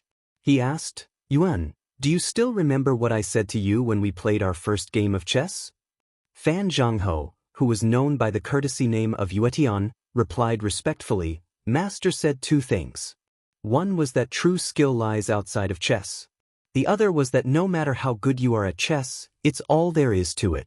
There is a world of difference between knowing how to play chess and knowing how to behave." Huang Longshi, the number 1 devil of the spring and autumn period, grunted in agreement. He chewed on the bland and slightly salty radish. "That's why, other than teaching you how to play chess, I also want you to not delay your studies. Now that Wuxia has become famous in the capital, you don't have to fight for anything. Instead, you're even more famous than Wuxia. In the future, no matter who sits on the dragon throne in the Liang imperial court, there will be a place for you." Fan Zhangho asked softly, "Why does Master want me to be on good terms with His Royal Highness, the King of Yanqi? Is it because the Emperor killed Grand Secretary Zhang Julu and was disappointed?" Huang Longshi smiled and asked, "Yuan, don't tell me you think Bai Yan shouldn't have been killed?" Fan Zhangho didn't dare to be mysterious in front of his master. He said frankly, even if the emperor wanted to pave the way for Crown Prince Zhao Zhuan, killing Zhang Julu alone would be enough. Killing all 9 of his family members would be too much. Huang Longshi smiled and said, "Let's not talk about the importance of the matter. First, tell me why Bai Yan was a dead end." Fan Zhangho walked to the opposite side of the chessboard and sat upright. He said in a deep voice, "Grand Secretary Zhang Julu promoted the imperial examination and opened the Dragon Gate for the poor children. Moreover, under Zhang Julu's protection, people like Yin Maochun and Zhao Yuling appeared. Not only were they capable officials, but under the protection of Zhang Julu, they were able to smoothly soak in the officialdom for many years. They became more familiar with the emperor's thoughts and the rules of the imperial court. They knew how to protect themselves and also knew how to accumulate power while leaving their names in the annals of history. These officials were different from those loyal officials in the spring and autumn period who were willing to die if the emperor wanted them to. Even if the emperor wanted them to die, the officials didn't have to die, but they weren't willing to commit suicide. In the future, there would be a continuous stream of poor and important officials. Since they were born in the marketplace, it didn't matter if they lost the family property they had accumulated over decades. At certain moments, they weren't like the deep-rooted children of the aristocratic families. They were more willing to sacrifice themselves. Zhang Julu was the creator of the spring of Yonghui and the instigator of the poor people wearing purple and yellow. This is death. Huang Longshi grabbed a handful of white rice and stuffed it into his mouth. He smiled slowly and said, "It's far from enough. The crown prince Zhao Zhuan is going to ascend the throne. If nothing unexpected happens, he will be an emperor in a time of peace and prosperity. He won't have any military exploits. But if the imperial court has Zhang Julu for civil affairs and Gu Jiantang for military affairs, it will be extremely difficult for the new emperor, Zhao Zhuan, to convince the masses. The current Son of Heaven has continuously tested the Grand Secretary Darren, Jean Lanting's impeachment, the great General Yang Shenxing's mentioning of the loyal eye of Jizhou's Han family, making an exception to promote Cai Juanwang's son-in-law Chen Wang, summoning Qianglong to the capital, reactivating the Hall Secretariat's subordinate provinces to contend with the Minister of Xianxia. Various methods have been pressing on the Grand Secretary step by step. Zhang Julu seems to have chosen to retreat step by step from the beginning to the end, dismantling Zhao Yuling's power on his own, abandoning one after another Zhao Yuling, Yin Maochun, and Baigua, leaving behind only Wang Xiongui, who was publicly recognized as the most lacking of the prime minister's support. Even when the last pillar of Zhang Lu, the minister of revenue, Wang Xiongui, was demoted to Guangling's magistrate and left the capital, Zhang Julu still didn't make a sound. Speaking to this point, Fan Zhangho paused for a moment. But as long as Zhang Julu doesn't die, even if he takes the blame and resigns, this civil official leader will return to his hometown and live in seclusion in the mountains after losing his position. Then Grand Chancellor Qianglong, who was originally used to contend with Zhang Julu, will be in an awkward position. Moreover, how old is Zhang Julu, and how old is Qianglong? When the time comes, as soon as the world situation changes, Zhang Julu, who is not in the imperial court but in Jianghu, will instead have the opportunity to become the savior of the world. Today, the disparity in treatment between Zhang Julu and Qianglong, as well as their positions in the hearts of the people, will coincidentally be reversed when the time comes. How can His Majesty not understand the logic within? How can he leave a mess for the crown prince? If it's just this argument, without the first death of Zhang Julu, as I said earlier, it can still be used as a check and balance for the monarch to control his subjects. However, since it will be a dynasty without major wars in the future, and there will be more and more talented people in the imperial court, the emperor's spring of auspicious talisman is not inferior to Zhang Julu's spring of eternal hui. Why should the Zhao family keep you, Zhang Julu, around? Huang Longshi nodded. Zhang Julu has been a timely help in these 20 years, so he can't be killed. In the future, he can only be the icing on the cake. His tail can't be removed, so he can indeed be killed earlier. This is also considered death. 2 of them are dead. Continue. Chapter 1327. Obviously Fan Zhangho had a card up his sleeve. He had already prepared a bellyful of drafts. Without any pause to ponder, he spoke tirelessly. The previous 2 deaths were the current Son of Heaven's funeral matters. Right now Liang Mang's war and pacification of Guangling are the most urgent matters at hand. During his lifetime, Zhang Julu made enemies on all sides. 3 of his mortal enemies were the imperial family's nobles, the influential family's civil officials, and the local military generals. These 3 had been suppressing their monstrous resentment toward the Grand Secretary Darren. For the past 20 years, the imperial family's clansmen had lived like rats on the street. At first, they originally thought that when the late Emperor Zhao of Liyang unified the world, they were all meritorious officials, plus they were surnamed Zhao, so naturally they could share the country with the emperor. Unexpectedly, Su Shao and Zhang Julu, 2 people, 1 civil, 1 military, took all the credit. How could they bear it? With Zhang Julu, this roadblock, Standing in the imperial court for one day, how could those aristocratic families' officials have the chance to stand out among their peers one day? The more selfless Zhang Julu was, the more difficult it was for this group of people to obtain benefits for their clans. At that time Zhang Julu wanted to make a bold and decisive move to control the officials, the salt administration and the transport of grain, three things, bumping into each other. The old Xianxia of the Ministry of Works did not hesitate to offend the Grand Secretary Darren to stand up for him and obstruct him from within. Who did the old Xianxia stand up for? Naturally, it was for the civil officials of this large group of clans who were entrenched in the local areas. The struggle between civil and military officials is the usual practice of the previous dynasties. Zhang Julu could rely on his skill to settle the arrogance of the party and government, but using Guangling's Jing Nan's overt plot, seizing the opportunity to continuously weaken the vassals and suppress the military, Yan Zhenchuan, Yang Shenxing, several major vassal kings, all became chess pieces whose strength was damaged.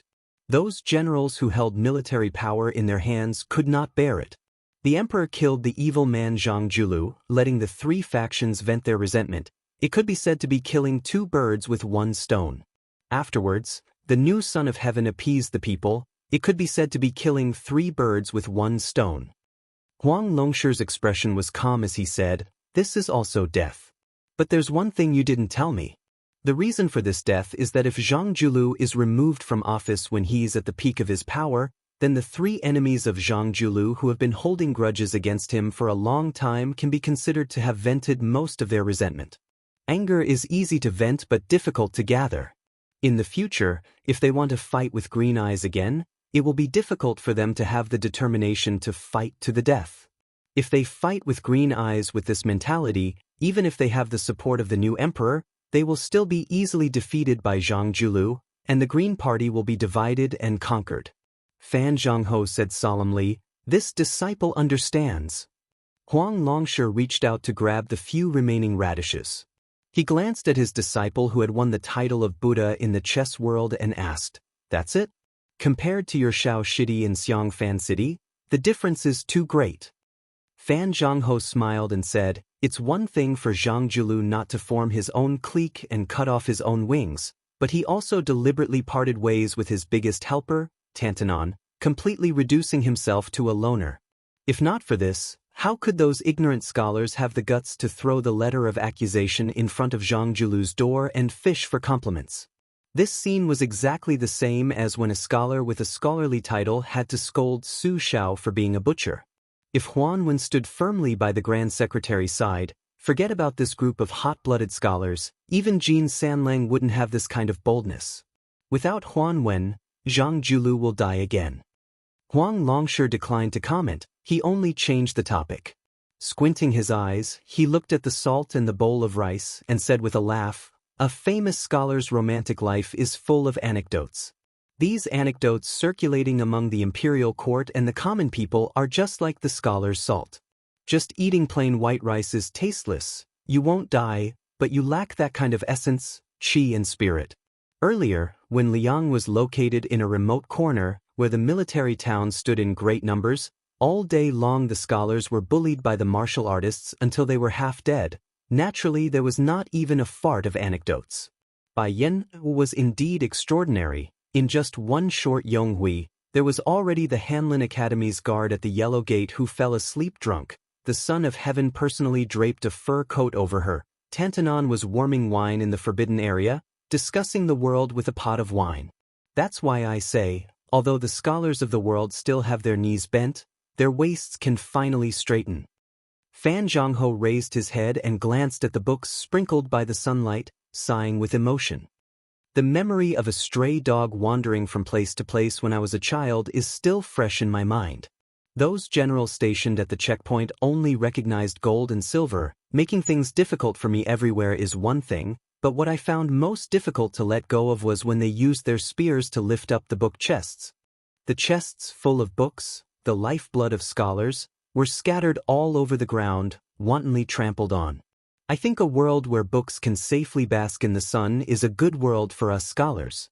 After sighing with emotion, Fan Zhangho took a deep breath and said, Zhang Julu cheated in the imperial examination, his eldest son embezzled fertile land, and the local clans and people fought over benefits. The evidence of his crimes is conclusive. Speaking to this point, Fan Zhangho laughed bitterly and said, what a funny evidence of his crimes is conclusive. The latter two should be true, but if you say that Zhang Julu leaked the exam questions, I'm afraid everyone would find it absurd. Regardless of what the truth is, together with the Han family tragedy that implicated the old Grand Secretary, this is another death. Fan Zhangho's hands clenched into fists and rested on his knees, vaguely a bit angry. If that's all, then that's that, but among the 10 great crimes, there's actually the matter of colluding with the border army. Colluding with who? Tilting half the country's taxes to build the Eastern Front to resist Beimang. That was the outline of the country established by the late emperor. What crime did Zhang Julu commit? Huang Longshi shook his head and said, this crime is the most cryptic. You guessed wrong, this crime isn't about Gu Jiantang, it's about Beiliang. Of course, there was also the intention of knocking down Gu Jiantang's hundreds of thousands of border soldiers in passing. After Zhang Julu took power, it seemed like he was advancing step by step, doing his utmost to suppress Beiliang's Su family, but in reality, that was all on the surface. The benefits that Beiliang's border army should have obtained didn't decrease. If it was someone else who became the Grand Secretary, the imperial court might be in a foul mood, but at the very least, Beiliang's side would suffer even more. This is Zhang Julu using the loss of the relationship between ruler and subject as the price, exchanging for a hidden stability for the dynasty's northwest. This, of course, is death. Fan Zhangho was stunned. He then stood up, facing the north. He gave a heavy bow of respect. Chapter 1328. Huang Longshi sneered, do you feel more and more that Bai Yan didn't deserve to die? Don't be fooled by the fact that there are countless people secretly clapping and cheering for the chief minister's downfall. In fact, the truly discerning people, especially scholars like you who sincerely believe that the people are more important than the monarch, are all gritting their teeth in silence. Do you think that just because everyone seemed to be cursing lame Su at that time, everyone really hated Beiliang? Bai Yan, Tantanan, Gu Jiantang, Yan Jinchuan, Lu Baijie, Lu Xianxia, and Su Gong, and so on. Do you really only hate them and not respect them? You must know that at that time, Su Xiao led Beiliang's personal cavalry to the south, leading Gu Jiantang's direct subordinate General Kai Nan to intercept the Su Fengnian at the border. A total of 60,000 men and horses. When faced with that old cripple, let alone fighting him, they directly knelt down and said, this general greets the king of Beiliang, clearly in the ears of many officers and soldiers. Not only did he, who was entrusted with high hopes by the imperial court to reduce Beiliang's living space, but the 60,000 armored soldiers all had the same thought. They regarded seeing great General Su Xiao from afar as the greatest glory of their lives. In the end, it was Su Xiao who replaced Gu Jiantang to inspect the Gu family's armored cavalry. The civil officials in the imperial court were indignant in private, but the generals and soldiers all over Liang didn't feel that there was anything shameful about it. Su Xiao is so domineering, he deserves it. Zhang Julu has a scholar like you silently in his heart, and Bai Yan also deserves it. Therefore, this is Bai Yan's death again. Huang Longshi expressionlessly picked up a chess piece from the chess box and said softly, Crown Prince Zhao Zhuan doesn't have a good impression of this chief assistant. He once tried to befriend Zhang Julu's youngest son, Zhang Bianguan, but to no avail. In times of chaos, military generals were nurtured, while in times of peace, civil officials were valued. This person was destined to be a literati emperor, but in order to balance the civil and military, he had to continue the chess game left by the late Emperor Zhao Dun, where the 3 provinces of the Hall of Governmental Affairs kept each other in check. There would be more cabinet ministers than the current one, but there definitely couldn't be a civil official leader. Zhao Zhuan needs to sit firmly on the dragon throne, and Zhang Julu will die. Zhang Julu saw things further than anyone else. He ruined his own reputation and left no way out, warning the future generations. Bai Yan was very clear that in the future, the pattern of the literati ruling the country would be formed. The etiquette of not being punished by a doctor would be repeatedly mentioned by the civil officials. Since the first year of Yonghui, the Hall of Governmental Affairs has been the dominant power. Not to mention the 6 ministers, even the assistant ministers have not been beheaded. If the current trend continues, it will be even more difficult to kill a literati official in the future. There is a very interesting development in this, and that is the greed of the imperial family and the children of the powerful clans. They more or less pay attention to table manners, but the civil officials who were born poor, after shaking off the mud on their bodies, they become even more shameless and their methods are even more secretive. Bai Yan was obviously well aware of this, so this death was his own request. But in my opinion, the death of a chief assistant is really not very useful to the future generations who are deteriorating with each passing day. But it is precisely because of this that I, Huang Longshi, admire Zhang Julu's death the most. The Emperor Zhao Dun wanted him dead, Zhang Julu was willing to die, and he died again. This death is the most helpless of the scholars in the imperial family, but it is also the most romantic of the scholars who have a clear conscience. Huang Longshi, who had been holding the chessboard with 2 fingers from beginning to end, no longer said anything. The salt, rice and radish had long been eaten clean. Fan Zhangho said softly, Zhang Julu has a 90% chance of dying. Huang Longshi lowered his head to look at the chessboard and asked with a smile, they all say there is a 90% chance of dying. Do you think Bai Yan still has a slim chance of survival? Fan Zhangho shook his head. Everyone wants him dead, but he doesn't want to live. How can he live? Huang Longshi knocked the white chess piece on the northeast chessboard and even rearranged its position. Fan Zhangho was very surprised. When his master played chess with him, he always placed his chess pieces as if they were flying, not to mention deliberately rearranging the positions of the chess pieces that had already been placed. This was because Huang Longshi had said that once a chess piece was placed, it would take root. The world had always been so ruthless. Even if there were longevity pills in the world, there was no medicine for regret. This made Fan Zhangho, who had lost interest in the chessboard, curious again. He looked carefully. While he was focused on finding the answer, Huang Longshi bent down and grabbed a black chess piece from the box. He looked at the west side of the chessboard and drew a circle there with 2 fingers holding the chess piece. He said indifferently, previously you saw me arrange this chessboard in one go. Don't be fooled by the fact that there seems to be a fierce battle here, where the black and white sides are killing each other with great strength. In fact, it is very laughable and may not affect the overall situation. Sitting opposite Huang Longshi, Fan Zhangho's heart skipped a beat.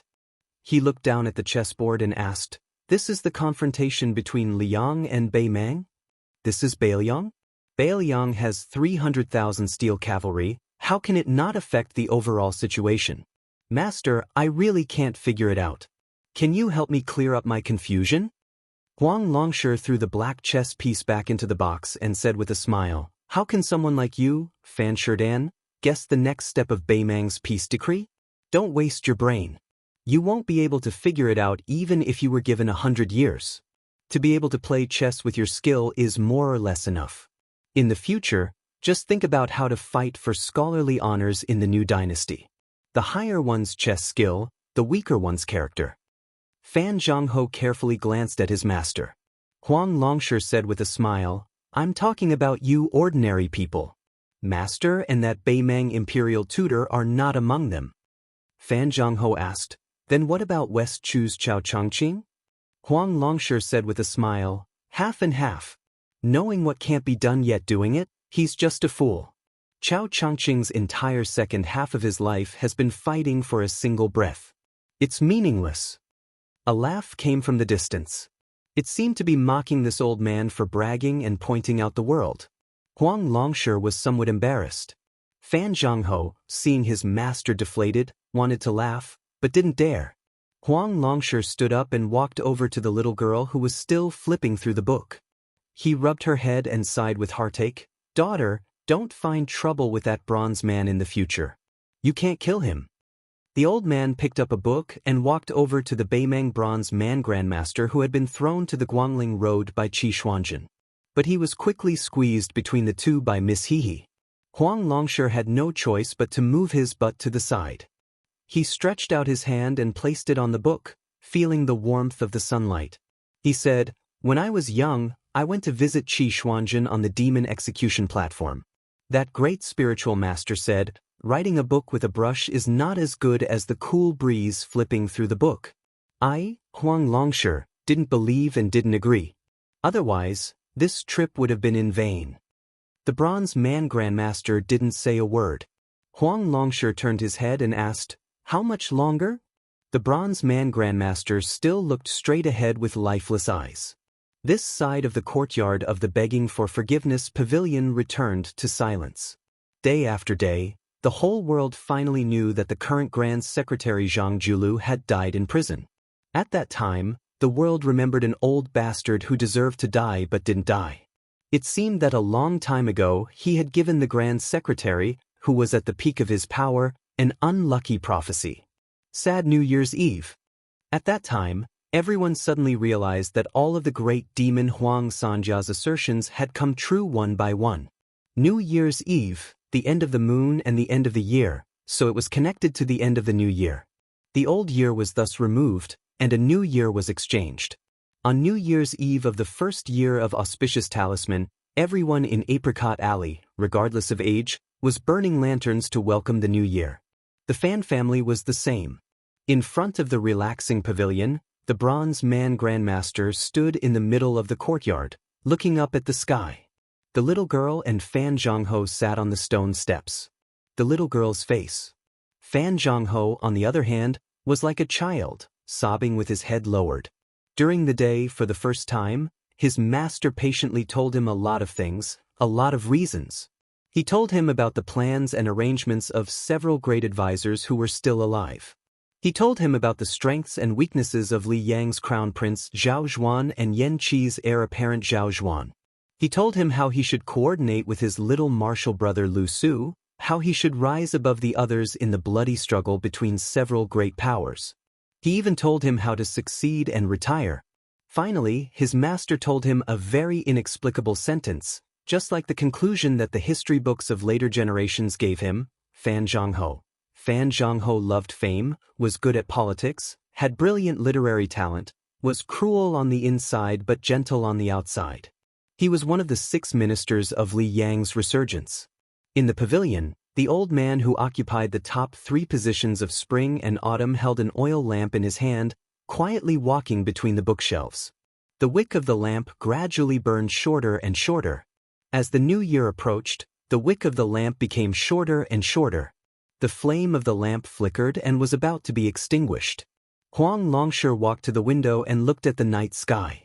With a carefree smile, he murmured, "I am very happy to meet you all. Yi Baikui, Su Xiao, Zhang Julu, Yuan Benqi, Li Shan, Zhao Chongling, Gu Jiantang, Nailan Yusi, Huanwen, Xiang Long, Chao Chongqing, Li Xiaoxing." The old man raised the oil lamp. "To all of you, to spring and autumn, to your golden spears and armored horses, to your free and easy style."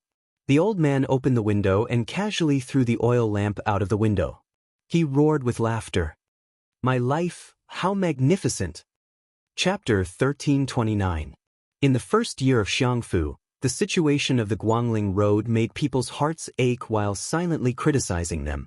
Yang Shenxing's troops had been caught in a jar and Yan Jinchuan's 30,000 elite cavalry had been completely annihilated. Although the ending was bad, they had still fought the West Chu rebels. Compared to this, the hesitation of the Jingnan king's troops made the entire court feel that it was absurd. After the Duke of Huainan Zhao Ying led his army out of the territory, he camped at Mount Hua and did not move.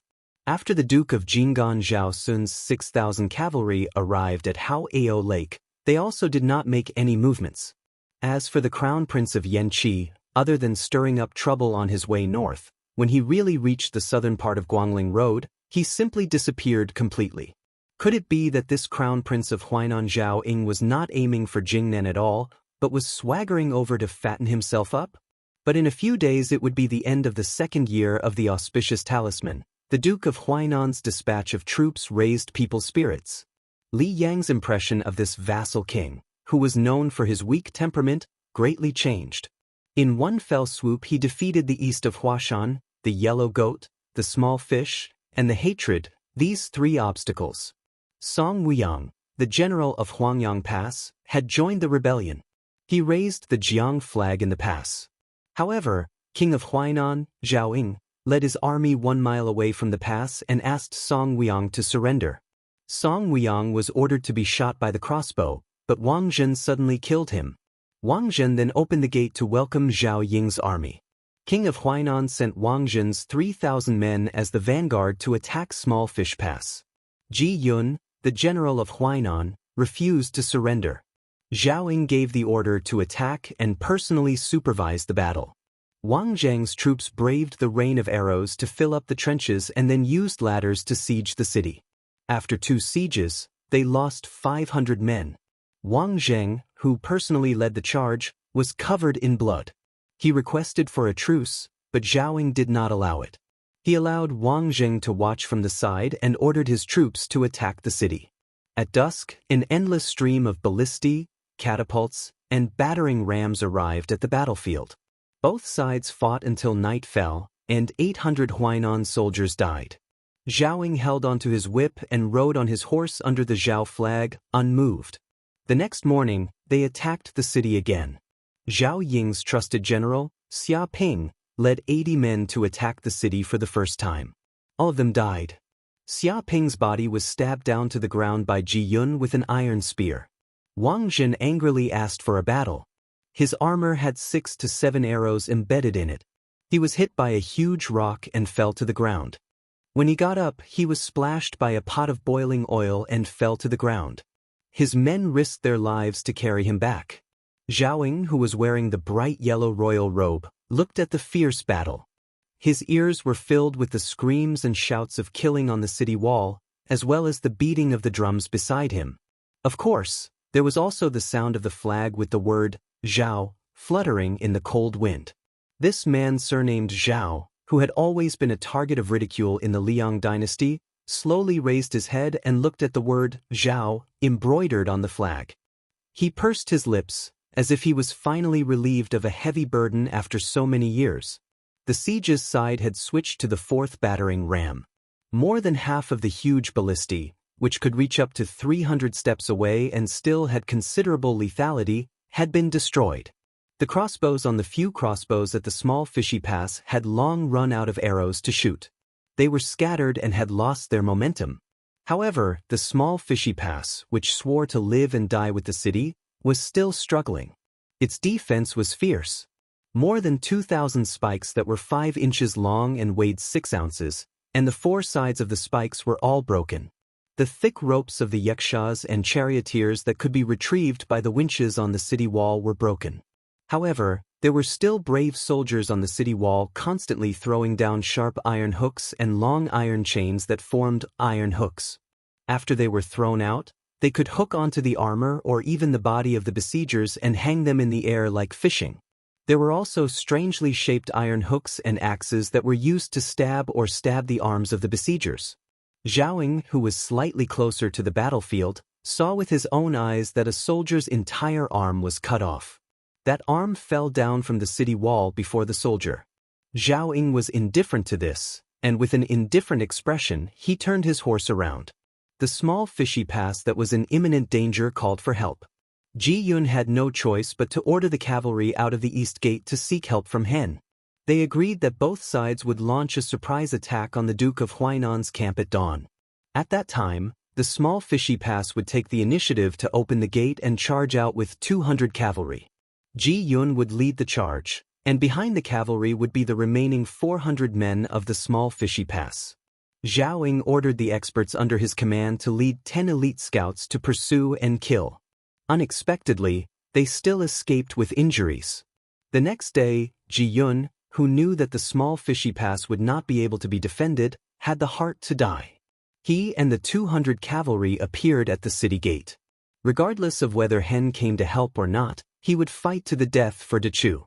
Ji Yun, who was in the prime of his life, was not someone who did not care about his life, nor was he someone who did not understand the current situation.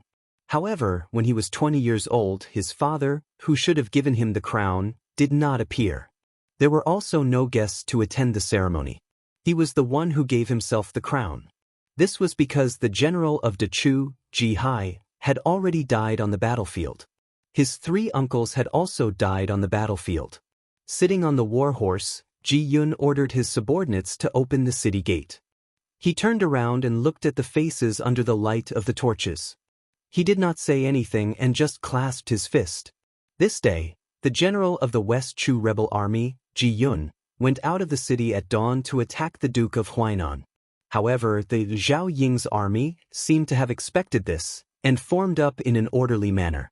Out of the 3 passes, Hen Pass, which had the most cavalry, did not care about the order of the Western Front general, Xianxia, to defend. The 800 cavalry and 2,500 infantry rushed out to help. However, they were attacked by the main force of Zhao Ying, who was waiting for an opportunity. The 800 cavalry in the vanguard suffered heavy casualties under the crossbow fire, and the army collapsed. In the chaos, the main general and deputy general were shot dead by the Duke of Huainan's cavalry, leaving only the old and weak soldiers behind. Hen Pass was earlier than the small Fishy Pass, and a group of soldiers changed to a large flag with the word Zhao on it. Hen Pass infantry commander led 700 men back to the city and committed suicide. After 3 charges, Ji Yun was killed by an arrow from the Duke of Huainan's general, Hou. It pierced through his head, and he fell off his horse and died. The 200 cavalry and 400 infantry at the small Fishy Pass all died in the charge. Zhao Ying, who was wearing an eye-catching robe, got off his horse and walked past the corpses. He slowly walked up the city wall and looked at the rising sun in the east. He smiled and said, "The sun shines brightly and the lambs feel warm." The Duke of Huainan, who had won 3 passes in succession, did not send a single report of victory to Great Peace City. He did not even take over the dangerous pass of Guanglingdao. In reality, after this vassal had won the pass, he had no intention of dividing his forces to digest the fruits of his victory. He only had the heavily injured Wang Zhen and his remaining troops stay at Yellow Goat Pass. After putting up the Zhao flag on the city walls of the 3 passes, he led all the Huainan Dao soldiers to continue east, heading straight for the dangerous and difficult to attack Yaoyu Pass. Between these 2 passes was a rarely seen plain on the west side of Guanglingdao. After the Duke of Huainan reorganized himself at Hen Pass, he brought all the war horses that could be ridden and slowly advanced. It was as if he was quietly waiting for Dechu to rush to Yaoyu Pass. That genius general who made the entire Liang dynasty remember his name at such a young age, Xie Shibian. On the plains closer to Yaoyu Pass, both sides had enough time to reorganize themselves and scouts. The Duke of Huainan, Zhao Ying, got off his horse and put on an exquisite armor over his robe.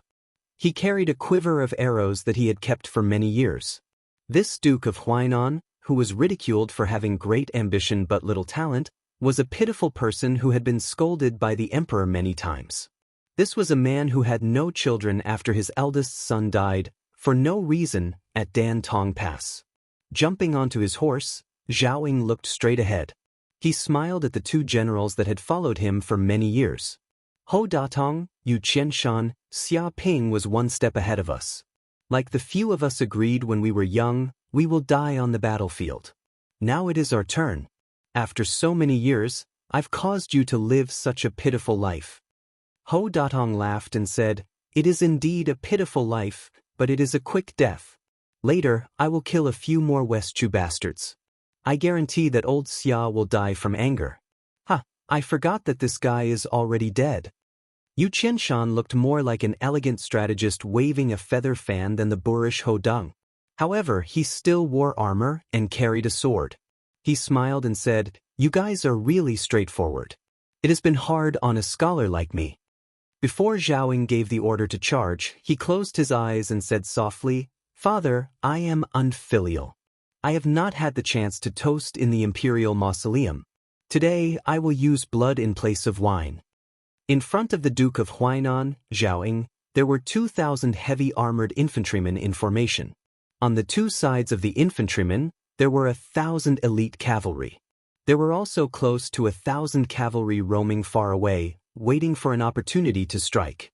On this day, except for the 4,000 soldiers and horses that were recruited from all over Huainan, Zhao Ying, Hou Datong and Yu Qianshan, as well as all of his personal guards, were all killed in battle.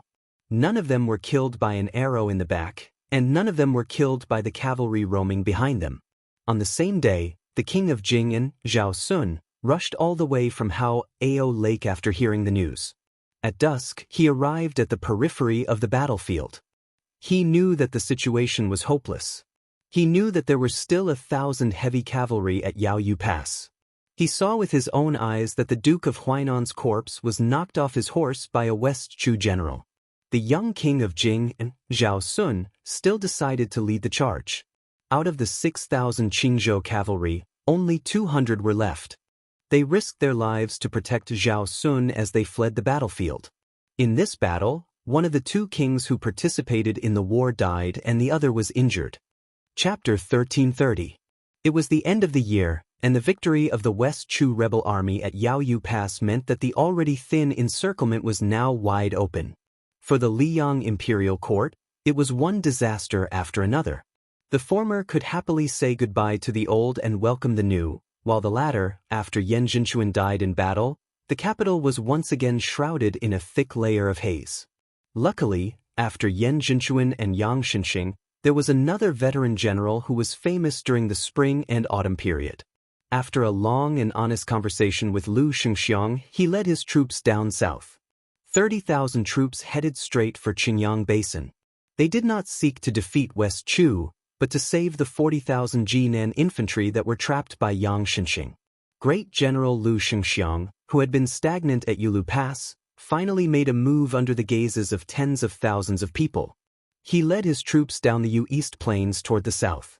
However, the thing that calmed the hearts of the people the most was not the movement of close to 100,000 troops, but the appearance of two people in Great Peace City.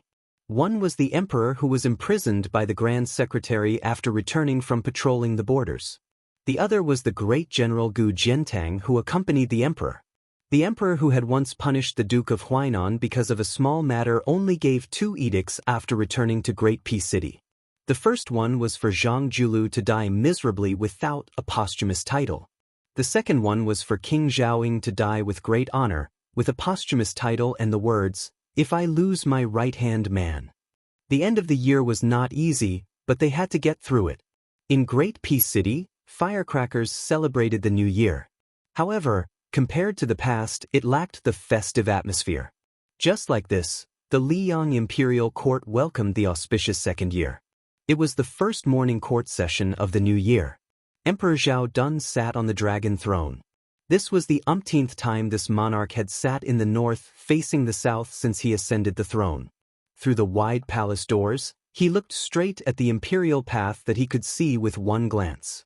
The emperor naturally had to listen to the world from the south and rule from the light. Perhaps because he sensed the emperor's absent-mindedness, eunuch Song Tonglu of the ceremony directorate did not call out, "If there is something to report, court is dismissed." The civil and military officials in the imperial court and the officials outside the hall all lowered their heads respectfully, retracted their gazes, and waited quietly with bated breath. The old officials who had suffered greatly from the morning court session all began to doze off without leaving a trace. The emperor slowly pulled back his gaze from the seemingly endless imperial road to the southern border to the palace gates. The emperor could still clearly remember the 2 generals he had summoned to first destroy the Chu and then pacify Shishu. The older one was a cripple. His steps were neither fast nor slow. It was not slow because he was limping. Instead, it was a kind of sloppiness as he walked on a path that an official should take seriously, but he did not take it seriously. This person wore the Su family's knife that shocked the world. As he walked closer step by step, it made the emperor, as the emperor, feel a sense of humiliation and suffocation. The young man behind the cripple had a dignified appearance and was dressed in white. He was really young, making people feel close to him. This was especially true for the new emperor who sat on the throne. He wished he could lower himself and hold his arm and chat with him. In his heart, the new emperor thought that if the previous emperor could have the cripple fight for him in the south and north, then he should also have an even better white-clothed war saint. He could also be like the previous emperor, boldly giving a young general the greatest authority and the greatest number of troops to lead his horse and send him off. He could let him freely go beyond the Great Wall and work together with his officials to establish an unprecedented military service. However, the young man in white had refused. The emperor was disappointed, but he was not angry. Later, the emperor looked at the young scholars who would shine brightly in the future. In the morning light, they walked step by step into his line of sight with unconcealable restraint and excitement. In Maochun, Zhao Yuling, Bai Guo, Wang Xiongui, Zheng Zhenxian, Qian Yujin, a dazzling lineup. Together, they created the eternal Hui Spring of the Liang dynasty. And they are destined to go down in history with me for all eternity. In the last court meeting of the eternal Hui dynasty, the two unruly vassal kings, Su Shao and Zhao Bing, were not in the court. However, there were meritorious generals like Gu Jiantang, Yang Shenxing, and Yan Zhenxuan, as well as young and strong generals like Lu Sheng and Lu Baijia, who had enough years to accumulate military service. There were civil officials like Zhang Julu, Huan Wen, and Yao Baifeng, who were gradually getting old. There were famous scholars like Yin Maochun, who were in the prime of their lives. There were also those top 3 scholars who seemed to be inexhaustible. The previous emperor had deeply regretted that when he first aspired to rule the world, there were too few people to make ends meet. However, Zhao Dun was different. He truly felt the heroic spirit of sitting on the throne. The emperor retracted his gaze and looked at the door of the hall.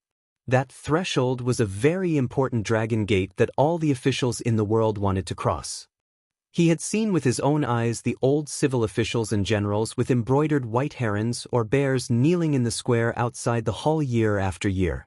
They looked eagerly at the golden imperial hall that the common people spoke of. They knelt until they were lying in their coffins, but they were still unable to enter. He had also seen many people who wanted to laugh but forced themselves to hold back. Some people fainted from hunger and the sun and were carried away by eunuchs. Some people couldn't hold back their urge to pee and were found to be reprimanded and given demerits. There were even colleagues who had shed all pretense of cordiality one day and secretly elbowed each other the next day. There were also people who quietly yawned and were discovered by the emperor's sharp eyes. He jokingly called them into the hall to be lectured. He remembered that the guy didn't wait for him to speak. He was so scared that he fell to the ground with a thump. He was a man of 7 feet. He kept kowtowing and crying. He asked him warmly and found out that he had been on duty at the Ministry of Revenue the night before and hadn't slept at all. He allowed him to take a day off.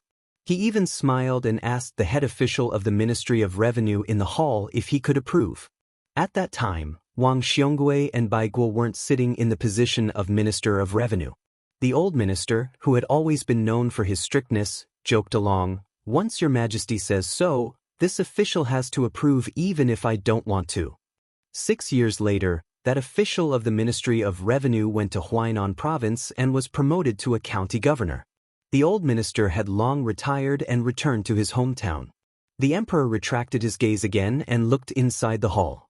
Chapter 1331. West Chu's Grand Preceptor Sun Shiji's chair was gone. This old man should be standing in front of the little girl in the West Chu palace. The emperor didn't hate this old man. In several conversations, the emperor admired the old man's profound knowledge. He even privately said that only the soil and water of West Chu could give the old man such a unique aura. Of course, it was only temporary. The old man also nodded in agreement. Even if this old man went to West Chu, the emperor felt that even if the imperial army pacified Guangling Road in the future, as long as the old man was willing to live, the Liang dynasty should have the magnanimity to let him enjoy his old age. The emperor finally looked at the young man standing with his back to him. He was wearing a yellow robe. It was his son, the Crown Prince Zhao Zhuan. The emperor wasn't dissatisfied with this son who had been regent for some time. Just looking at him, he couldn't help but feel guilty for his eldest son, Zhao Wu. Therefore, he planned to marry the peerless Qin Yu to Zhao Wu at the border. Leaping over the crown prince's head, the emperor saw a dazzling empty seat. Nearby was the provincial governor, Huan Wen, who had been standing there for some years. There was also the new head of the secretariat, Xianxia. On the other side was the great pillar of the country, Gu Jiantang, who had returned from the 2 Liao provinces. Only one person was missing. The emperor subconsciously gripped the armrests of the dragon throne. He went to the imperial prison, but he stood far away from it. He stood from late night to early morning, but he didn't go near to meet that person. He was afraid that the purple-bearded and blue-eyed man would be battered and exhausted in prison. He was afraid that he would see the Grand Preceptor's soulless appearance. But what he was truly afraid of was that this scholar, Zhang Julu, wouldn't be the least bit dispirited. He would only laugh and scold him, Zhao Dun, as a fatuous ruler. The emperor's lips trembled slightly as he quietly let go. Almost at the same time, Song Tonglu said loudly, "If there's anything, please submit a memorial. If there's nothing, the court is dismissed." In the bone-chilling night, a husband and wife walked hand in hand in the silent palace. They walked to the front of a majestic hall, and the man in high spirits turned around to help his wife tighten the knot in front of her chest. Then he raised his head to look at the top of the hall. He pointed his finger and said softly with a smile, "Treat each other with sincerity and share the autumn moon together. Congenial spirits, brothers sitting together in the spring breeze." This is the friendship between the late emperor and Su Shao and Yang Taisui. The man leaned to the side and gently held his wife's hands. He lowered his head and helped her breathe a mouthful of hot air. Then he said, "A real man should fly. How can a woman fall?" These were the words that Zhao Heng blurted out in front of the late emperor when he was 7 years old.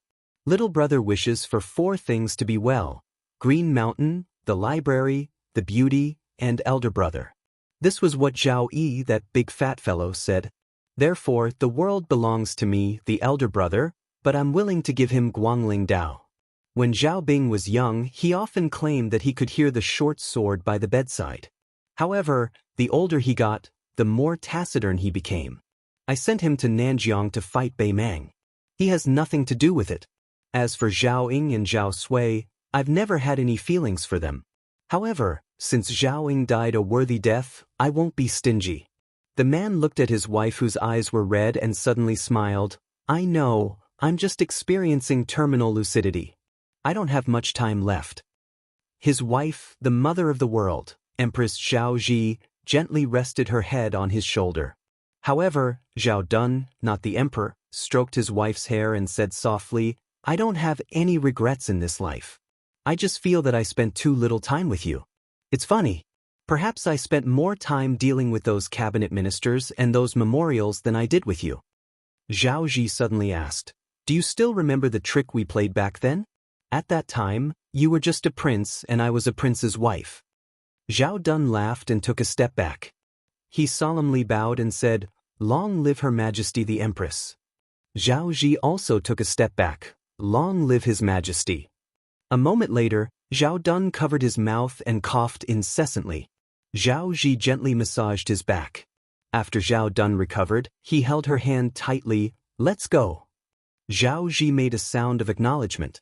She said, "Your Majesty, do you know? I'm very happy to be able to marry you. I'm even happier to be able to grow old with you. I know you've always felt that you're not good-looking enough, but in fact, you can't be any better looking. Look, you already have white hair, but I still can't get tired of looking at you. It's exactly the same as when I first saw you. I liked you so much that I won't dislike you for the rest of my life. So you also know how to say these words of love." "Ha! Of course I know how to say words of love. But in the past, I always thought that the best words of love in the world were to walk with you to this day and let you know that I like you more than love at first sight." The woman whose hand was tightly held stopped walking and sobbed. She did not have the demeanor a woman should have as the mother of the world. He also stopped walking and tried to reach out to wipe away her tears. But in the end, he leaned towards her. She hugged him. Even though there were still traces of tears, her gaze was unusually determined. She lowered her voice and said, "It's good that you're gone. You can finally rest in peace. I will help you look after this great country, help you look after Zhuan, or sitting on the dragon throne." Just 2 years after entering Xiangfu, a great nightmare came. At the beginning of spring in the Liang dynasty, the entire country was dressed in mourning. Cries could be heard everywhere in the enormous Great Peace City. Then, a young man surnamed Zhao, who had been a prince for more than 20 years and who had only worn the crown prince's robes for 1 year, wore the unique clothing of the dynasty and ruled the world. The young ruler of a country wore a brand new dragon robe that fit him perfectly. He sat high on the chair. When all the civil and military officials were kneeling, he expressionlessly looked into the distance like the previous emperors. At this time, the emperor should have raised his hand and said in a deep voice, "Rise, my subjects." He didn't forget his etiquette. But he was not in a hurry to speak. He narrowed his eyes and admired the kneeling figures inside and outside the hall. If he did not speak, no one could rise. Because from now on, the emperor of Liang was him, Zhao Zhuan. He glanced in the northwest direction and the corners of his mouth rose imperceptibly. Chapter 1332. In Yanji County at the border of Yuzhou, the Tao family could be called a famous family in the county. The children of the family were well versed in both civil and military affairs in Yuzhou. The Tao family was simple and honest. The head of the Tao family, Tao Jinzao, had a good reputation. He had built a warehouse for grain and had opened the warehouse many times to provide disaster relief in Yuzhou. When the million-strong army of Beimang was bearing down on Beiliang, many large families in Yanji County followed the principle of a cunning rabbit having 3 burrows. They had their young children secretly move out of Beiliang with their property. Only the Tao family did not make any moves. A group of more than a dozen horses rushed to the Tao family's mansion in the middle of the night. In the darkness of the night, the dense horseshoes stepped on the bluestone road with 6 memorial archways bestowed by the imperial court. It was particularly crisp and melodious. Tao Jinzao, who was over 50 years old, had received a secret report that caught him unprepared. He hurriedly put on his clothes and set out with his entire family. The family of more than 100 people knelt respectfully on the stone steps outside the door. The leader of the group was a young man covered in a thick fur robe. Behind him was a one-armed old man with 2 strands of snow-white eyebrows and a white-clothed woman whose figure was better than that of the northern warriors. The dozen or so retainers behind them all carried short crossbows and cold sabers. They were all white horses. Tao Jinzao's 2 unmarried granddaughters knelt side by side. They couldn't help but take a peek at the young man who was smiling and helping their grandfather up. He was extremely handsome with a good appearance and an even better temperament. They guessed that he might be a son of a Central Plains aristocratic family who had risen to power while the scholars were in decline. In the past, they had always heard that the scholars from Jiangnan were handsome and elegant. Every movement of theirs carried the fragrance of books.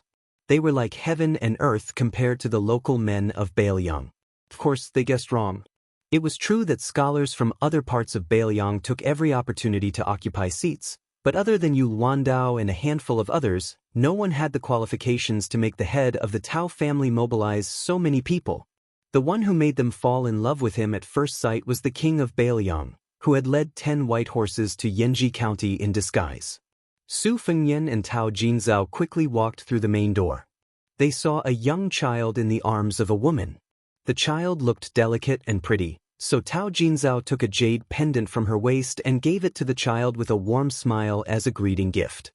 Then, Su Fengyan had the old, young and women of the Tao family dispersed to rest, leaving behind only Tao Jinzao and Tao Wenhai. Without any polite greetings, Su Fengyan lowered his voice and asked straightforwardly, "Have you settled down the last group of spies from Lingzhou?" Tao Jinzao, whose emotions were surging, calmed down a bit and then reported, "This group of 26 individuals have already been placed in various places. The 3 groups of people have a total of 81 individuals. Together with the 4 second-level masters and 15 third-level experts that were secretly dispatched from the King Manor to Yanji County, they can coordinate with each other in secret. Everything has been prepared, and we are only waiting for the northern Mang loyalists who have infiltrated our borders to walk right into our trap. Now that all the passes at the border have been closed, and there are elite crossbowmen and local scouts of Yuzhou roaming around. Even if there are some who slip through the net and cross the line of defense, it will be very difficult for them to enter the hinterland of Yuzhou and assassinate officials." Su Fengyan nodded. Tantai Pingjing, Sui Shegu, and Baima Yitsong naturally wouldn't participate in the secret conversation. Only Su Fengnian and the Tao family's father and son were left in an elegant room. Lush green bamboos could be seen outside the window. At the end of last year, there was heavy snow everywhere in Liang, and Beiliang was even more so. This year's late spring wasn't as cold as before, but Su Fengnian didn't take off his fur coat after sitting down. Tao Jinzhao and Tao Wenhai were also given a seat. However, it was clear that they were very reserved in front of this famous young vassal king, even in their own territory. Instead, they were like shabby guests. The elderly head of the Tao family was in awe, and Tao Wenhai, who was a county magistrate in Yanji County, was in awe over fear. Soon, a graceful woman came in with hot ginger tea. After putting it down, she went to the corner of the room and sat down. She bent down and skillfully opened a drawer and box, placing a dozen kinds of precious spices on a small table made of red sandalwood in front of her. The sandalwood table was previously furnished with a typical master and servant, a bottle, a furnace, and a box. The furnace was the master, and the box was the servant. Su Fengnian held the ginger tea with both hands and took a sip. Immediately, the cold was driven away a bit, and the warmth seeped into his heart and spleen. In this rare moment of leisure, he subconsciously looked at the woman who gave off a quiet and peaceful feeling. She was probably the kind of woman who was said to be delicate and beautiful. Her clothes were appropriate, but her breasts, waist, and buttocks, as well as her kneeling legs, all kinds of rounded curves didn't disappear because of the winter clothes. Of course, Su Fengnian didn't have any romantic feelings, and he didn't have any thoughts of doing anything with her. However, such an outstanding woman was pleasing to the eye. Su Fengnian was an expert in the art of appreciation. It wouldn't be an exaggeration to say that he was a grandmaster.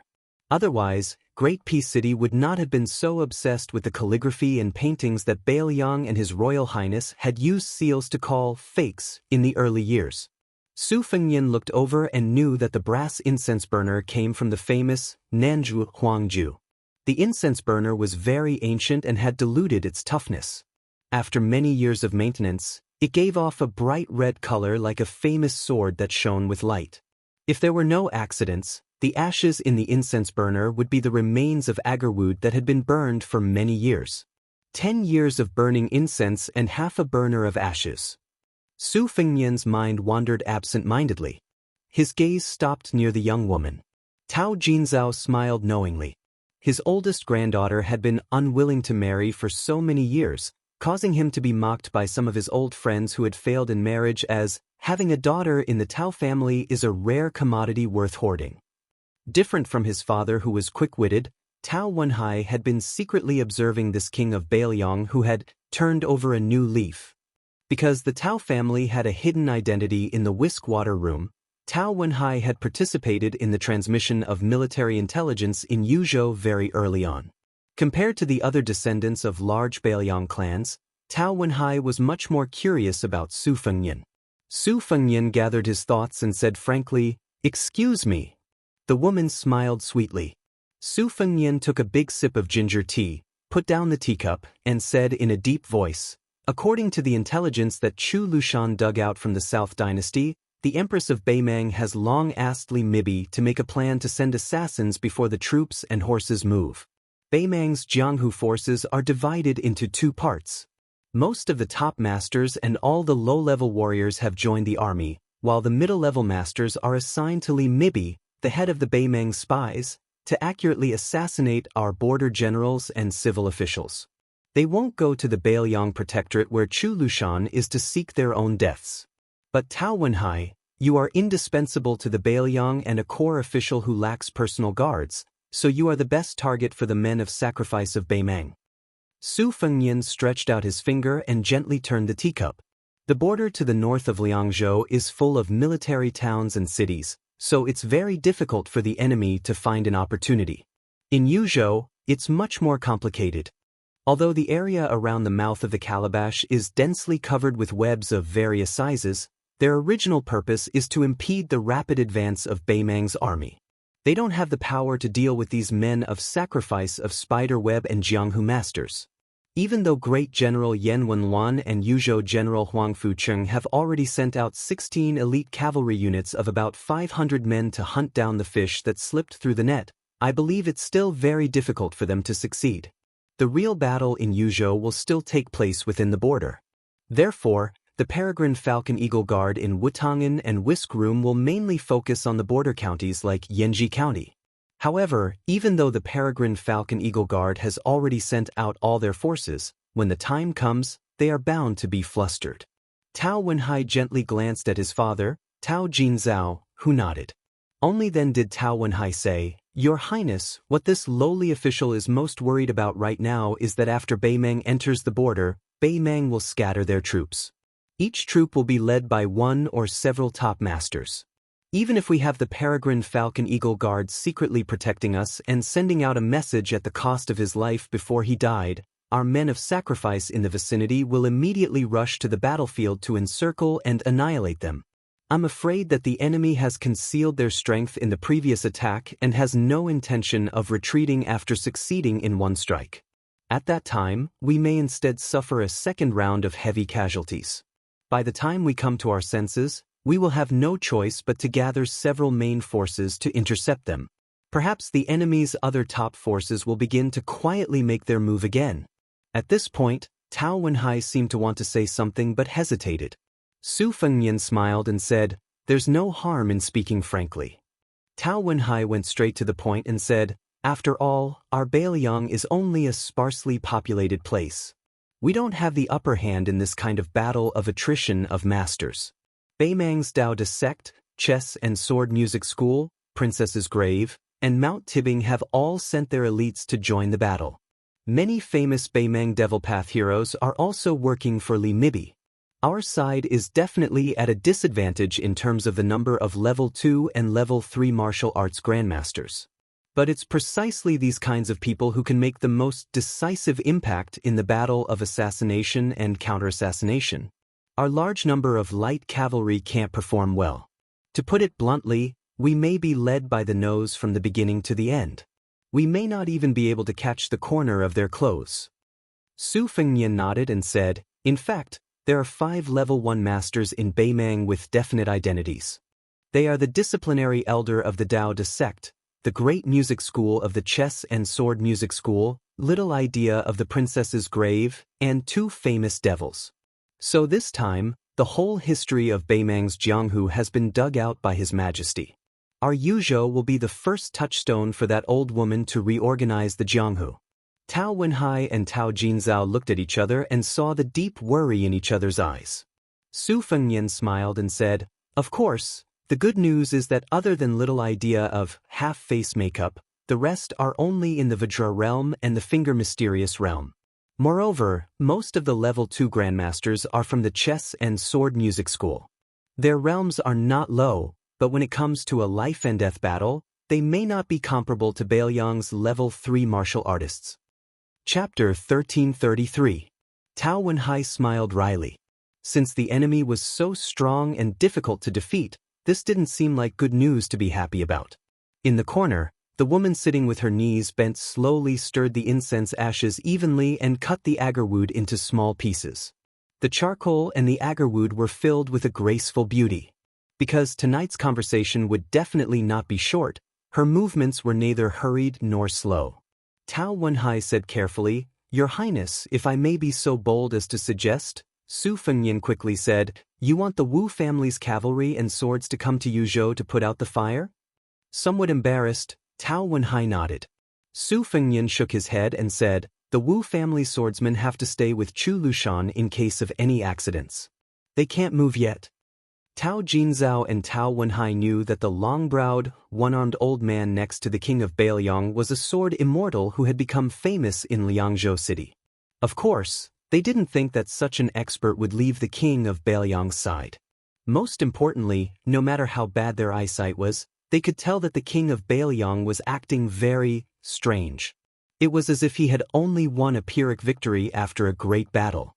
If they guessed right, then the sword immortal old man couldn't leave without permission.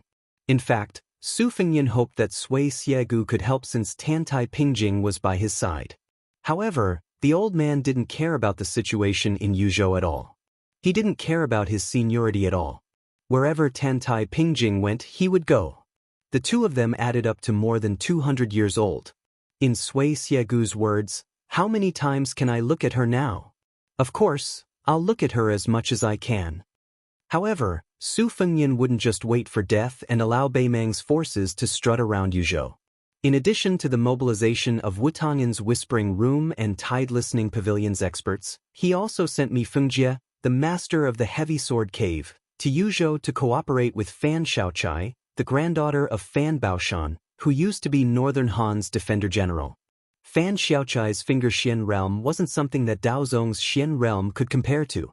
With Fan Xiaochai's current strength, she could easily defeat any second-level master of the chess and sword music school, even if it was 1 against 2.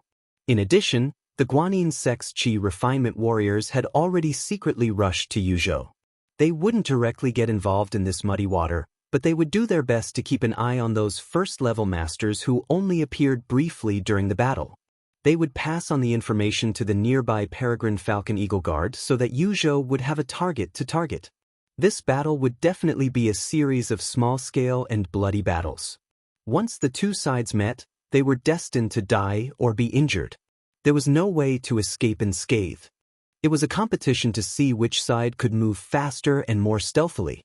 Tao Jinzhao and Tao Wenhai only guessed that the king of Bailiang was seriously injured, but Beimang's Li Mibi clearly knew about it. Thus, Suaxia Valley was a target that Beimang had to focus on. In Su Fengyan's opinion, other than the princess's grave, Suaxia Valley, who might be a backup plan for an imaginary enemy, there should be another top-notch master hiding even deeper. Of course, the top-notch, in Su Fengyan's eyes, would not be on the same line as literati like Tao Jinzhao and Tao Wenhai. Su Fengyan asked, "Is there a detailed map of Yuzhou's situation here?" Tao Wenhai hurriedly got up and went to the study to fetch the maps. After that, he came back with a large pile of maps, including the map of the territory of Yuzhou province and the maps of prefectures and counties. He spread out the largest map of the entire Yuzhou province on the desk and put the smaller maps separately. Not everyone dared to hide these things among the people. Once the government found out, they would definitely be thrown into jail. Su Fengyan stood up, followed by Tao Jinzhao and Tao Wenhai. Su Fengyan inquired about the distribution of the men of sacrifice in each county of Yuzhou in detail, hoping to fill in the gaps. Naturally, the three of them would occasionally talk about the topography of each county. Tao Wenhai was surprised to find that the king of Vassal knew the geography of Yanji County like the back of his hand, which many locals of Yanji County did not know. He could also casually mention the garrison troops and commanding officers in each county. He even knew the background and character of the generals who were no higher than level 6 or level 7. Tao Wenhai could not help but suspect that he, a small county magistrate, could not escape from the king's eyes. For a moment, he was worried that he would leave a bad impression on the young king. The three of them chatted for 4 hours. The young woman sat in the corner with her legs bent, except for pouring incense, tea, and candles. Chapter 1334. Her name was Tao Tanxiang. She wasn't trying to please the king of Bailiang. In fact, she had been paying attention to Su Fengyan for a long time. At that time, he was still the infamous good-for-nothing His Royal Highness. Tao Tanxiang's father, Tao Xianlong, had spent a lot of money to buy a famous painting from Bailiang Palace. It was Ladies of the Dragon Palace, from the Western Shu Kingdom of the previous dynasty. When she saw the two huge fakes, she was stunned. How could there be such a bastard in the world who would waste natural resources so recklessly? Every time these celebrities and refined scholars opened a scroll, they would look at it with a pilgrimage mentality. It would definitely be passed down from generation to generation.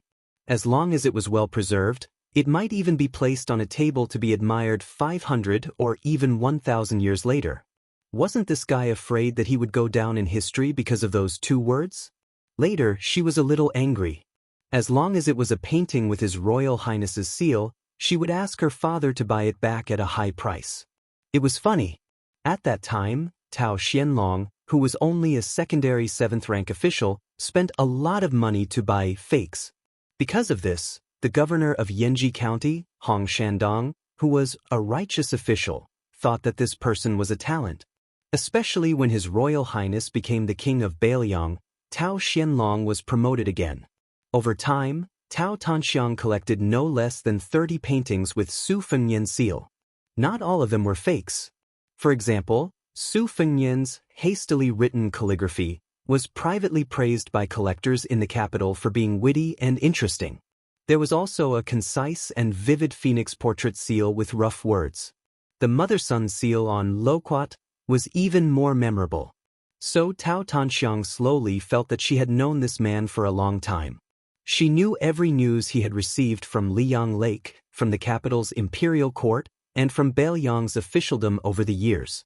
She gently placed her hands on her knees and raised her head to look at the man who had never been domineering. Every time he frowned and every time he smiled warmly, she would carefully observe it as if she was collecting a treasure. After another 2 hours, Su Fengnian smiled and let the old Tao Jinzhao go to bed first. He continued to chat with Tao Wenhai by the light. Their topics were broader, and they were no longer limited to Yuzhou or even Bailiang. Instead, they included the politics and military of Liang and Beimang, as well as the local customs of the two dynasties. When the Tao family patriarch left, he went to his granddaughter, Tao Yanxiang, and asked her to make tea and prepare some pastries. Therefore, when they moved to the couch by the window to chat, she sat between the king of Bailiang and Uncle Tao Wenhai. It was a bit humorous. When the sky began to brighten, Tao Wenhai, who was in high spirits and didn't feel sleepy at all, still got up and bid farewell. He asked the king of Bailiang to allow Tao Tanxiang to stroll around the Tao residence with him. Su Fengnian smiled and nodded in agreement. The two of them strolled toward the Tao library. From beginning to end, the two of them were shoulder to shoulder apart and didn't give off the feeling of being neither close nor distant. Su Fengnian said apologetically, "Miss Tao, you've worked hard." She shook her head and said with a smile, "It's not hard at all. It's just that grandfather might be a bit disappointed, but I'm not disappointed. I'm very content." Su Fengnian smiled knowingly and didn't mince his words. You don't have to worry about not being able to find a husband. Nowadays, there are a lot of handsome scholars who want to become officials, and there are also many who are talented and learned. Tao Tanxiang made a sound of acknowledgement and walked closer to the building. She said, "People of the world value editions and complete order when it comes to collecting books. For example, there is a saying that 1 page is worth 100 taels of silver and a set is worth 1,000 taels of gold. However, our library doesn't care about this. Grandfather feels that nothing is as important as the words of the sages in the books. Rather than spending 1,000 taels of silver to buy a set, it's better to buy 100 sets of normal books. Therefore, the number of books in this library is no less than those in the Central Plains. Furthermore, if scholars come to borrow books to read, they will be able to do so without obstruction." Su Fengnian nodded and said, "I've heard that your Tao family is also fully responsible for the food and lodging of the scholars who come to study. That's very rare. The scholars of Bailiang don't travel as much as the Central Plains, but because of your Tao family, Yinji County doesn't lose to Jiangnan." Tao Tanxiang said gently, "My father once said that a prosperous family is like a person with plump skin. However, if the yang energy is too strong and isn't adjusted, there will be a day when the internal organs will be damaged. Thus, our Tao family's year after year of disaster relief, borrowing books, and kindness to our neighbors are all necessary treatments. We can't wait until the illness is beyond cure to mend the pen after the sheep is lost." Su Fengnian joked, "Just based on these words, your father is more than qualified to be a governor." Su Fengnian walked toward the door of the Tao Manor. As he crossed the threshold, he said to Tao Tanxiang, "You should go back first. It's very hurtful for a woman to stay up late. I still have to go to the memorial arch to wait for someone." She narrowed her eyes and smiled brilliantly. She said mischievously, "It's fine. I really want to know who in the world can make the king of Bailiang wait." Su Fengnian dismissed it with a smile. The two of them stood under a memorial arch.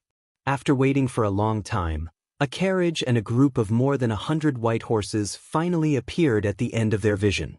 Tao Tanxiang turned her head and happened to see him smile. She saw him quickly walk over to greet them. She did not follow. She stood where she was and watched his figure gradually disappear into the distance. The carriage and the group of riders neatly stopped. Tao Tanxiang saw a young woman whose face could not be seen clearly walk down from the carriage. Su Fengnian looked at the woman who had come all the way from the prince's mansion in Liang province. He asked gently, "Are you cold?" She shook her head. One of the riders who had come with the white horse righteous attendant did not dismount from his horse. He only exchanged glances with Su Fengnian and nodded. Then, he turned his horse around and rode away. This rider did not carry a saber or a crossbow. He only carried a heavy iron spear. But with this rider and spear, the entire Yuzhou would not fall into chaos. Su Fengnian asked for a war horse from the white horse righteous attendant. He first carried her onto the horse. Then, he mounted the horse himself. The two of them rode together. Su Fengnian said apologetically, "I promised you before that I would see the scenery of Bailiang." She leaned into his warm embrace and did not say anything. Su Fengnian squeezed the horse's belly and galloped along the path the white horse righteous attendant had taken. Other than the two of them and the horse, there was no one else around. Her face glowing, she raised her hands to her mouth and said with a childish smile, "Su Fengnian takes Lu Chengyan and the white horse righteous attendant to Bailiang." The white horse righteous attendant to Bailiang. A thousandly swift wind. Chapter 1335. When Beimang's army was pressing on the border on 3 fronts, the Liang imperial court had not learned of this matter. Bailiang would not pass this military intelligence to the capital. Even if the capital heard of this, they would probably only breathe a sigh of relief. Barbarians killing barbarians, dogs biting dogs, it had nothing to do with them. It would be best if both sides were heavily injured. It would be a great thing to drive away bad luck for the Liang imperial court. On the straight official road outside the south gate of the capital, there were 4 people who didn't have passports. A couple with a child. The child was riding on the neck of the man with the sword. It was clear that they were a family of 3. Then there was an extra white-clothed person beside them. This white-clothed person gave people a vague feeling. In terms of appearance, he was not outstanding. He did not have the beauty of a woman, nor was he as handsome as a man. The people nearby did not dare to look at this person. They only glanced at him. But when they thought about it, he should have left some impression.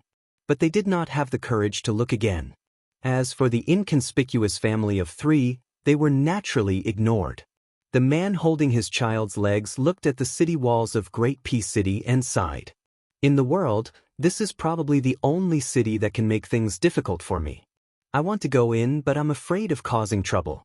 The 3 of us do not have proper identities in Liang, and we can't really force our way in. It's also not appropriate to sneak in at night. At the time, there was a person surnamed Xie in the city. He was not my match in fighting, but it was easy for him to find me. I wanted to take my wife and daughter into play, not to go in and kill everyone. For this kind of thing, it would be better if I was 20 years younger. The white-clothed person laughed coldly. Didn't Hong Shixiang do it? The man said helplessly, "Aren't you comparing me to Ancestor Lu?" The white-clothed person said calmly, "In terms of those unclear identities, would you lose? Even in terms of martial talent in this life, you would not lose. In the end, you fell to a state worse than Tuoba Bodhisattva." The man had a smug look on his face as if he had nothing to say to her. His wife quickly smoothed things over and said with a smile, "My husband was born lazy. Actually, isn't it pretty good? He doesn't have to fight with others for no reason. It's also peaceful." The man nodded in agreement. "That's right." The child rested her chin on her father's head and nodded along with him. Although she didn't understand anything, she still cheered, "That's right, that's right." The white-robed person gazed at Great Peace City. Over the past 800 years, from the Great Qin dynasty to Liang, apart from the most majestic city in the world in front of her, she had been to almost every capital city. The child suddenly said, "Father, didn't Mother say before that there was a guy who liked to wear green clothes who often went to the city? Why do you have a headache?" "Father, it doesn't matter if you can't defeat my future master, but you can at least fight for the 2nd or 3rd place in the world, right?" The man rubbed his chin and said seriously, "That's true." The woman pinched him hard on the waist. Just as the man was about to speak, he found that the person he had been traveling with had turned and left. He really was as lazy as his wife had said. He couldn't be bothered to use his brain to think of the reason, but he couldn't help but complain. Aren't your identities as the great demon Luo Yang a mess? Do you have the right to criticize me? The white-robed person was Luo Yang. He was the person who had run from Beimang to Liyang and found his wife. Then, because his wife said that swordsmen were the most natural, he found a sword and pretended to be a swordsman. He had a precious daughter and met Luo Yang and Tuoba Bodhisattva at the foot of Mount Hui. If this was in Beimang, his fame would be great. Beimang had 5 large sections. The sect he belonged to was one of them, and he was the only member of the sect. The only one in the world. One person, one sect. Of course, he knew that he was very talented in martial arts, but he had never pursued anything like becoming the first in the world. It was like his wife wasn't that beautiful, but he fell in love with her at first sight. There were always some things in the world that didn't have a reason. His only pursuit was to be unrestrained. When he was young, he had his own freedom. After he met his wife and had a child, he had the freedom of a family of 3. As for what freedom was, he didn't want to think about it. Looking at the majestic city, he could clearly feel the flow of fate. Presumably, after the new emperor of Liyang ascended the throne, because Han Xianxia, Master Lu Hao, and the one surnamed Xie were all dead, he was afraid that he would be beheaded after wearing the dragon robe and sitting on the dragon throne for a few days. Therefore, he set up layers upon layers of murky traps. This was reasonable. With the Liyang dynasty's thriving national strength, they wouldn't be completely helpless against a single top martial artist. His daughter suddenly whispered, "Father, I want to eat leek pancakes." The man stilled and then turned with a grin to look at his daughter-in-law, who was not as important as him. The woman stepped on his foot. "Idiot! What are you practicing martial arts for? Can't your daughter eat a pancake?" She quickly added, "It's not like we don't pay." The man who had received the imperial decree nodded and smiled. "All right." He freed a hand to hold his wife and said softly, "Daughter, hold tight." In an instant, all the first-grade experts in Great Peace City, both on the surface and under the surface, felt a great presence. The northern sect's dragon-rising chi refinement warriors were panicking like headless flies. The man raised a smiling face. What was freedom? At least at this time, he knew the answer. Freedom. That was when his daughter said she wanted to eat pancakes. Even if the entire Great Peace City wanted to stop her, they could not stop him. Huyen Grand Monastery. There was a flash of light on the road like a rainbow falling into Great Peace City. Great Peace City did have the saying of late autumn cabbage and spring leeks. These 2 things, whether it was the officials, the nobles, or the common people, every family could afford to eat them and liked to eat them. The people of Jing liked to use leeks to eat spring. It was the best season. Eating a bite of the spicy and fresh green leeks could expel the foul energy that had accumulated in the organs all winter out of the stomach.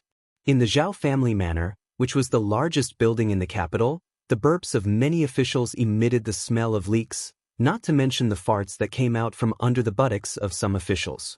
It really made people frown, but soon they smiled. On Zhao Zhuang's side, there was the Hanlin Academy, which had always been noble and aloof. There were also the 2 big yamens of the 2 provinces under the Hall of Governmental Affairs, which used to be deserted but now slightly lively. However, the most boisterous ones were the yamens of the 6 ministries of Xianxia province. The Ministry of War had always been the most important place among the 6 ministries of external court. Even after the Prime Minister Yin Maochun replaced Zhao Yuling as the Minister of Personnel Affairs, he could not change the situation. Unlike the other 5 great generals, who had their fates changed every few years, the Ministry of War had only had 3 people who had been in that position since the first year of Yonghui to the second year of Xiangfu. They were the great pillar state Gu Jiantang, the king of Shu Chen Jibao, and the current Tongxi sword deity Lu Baijia.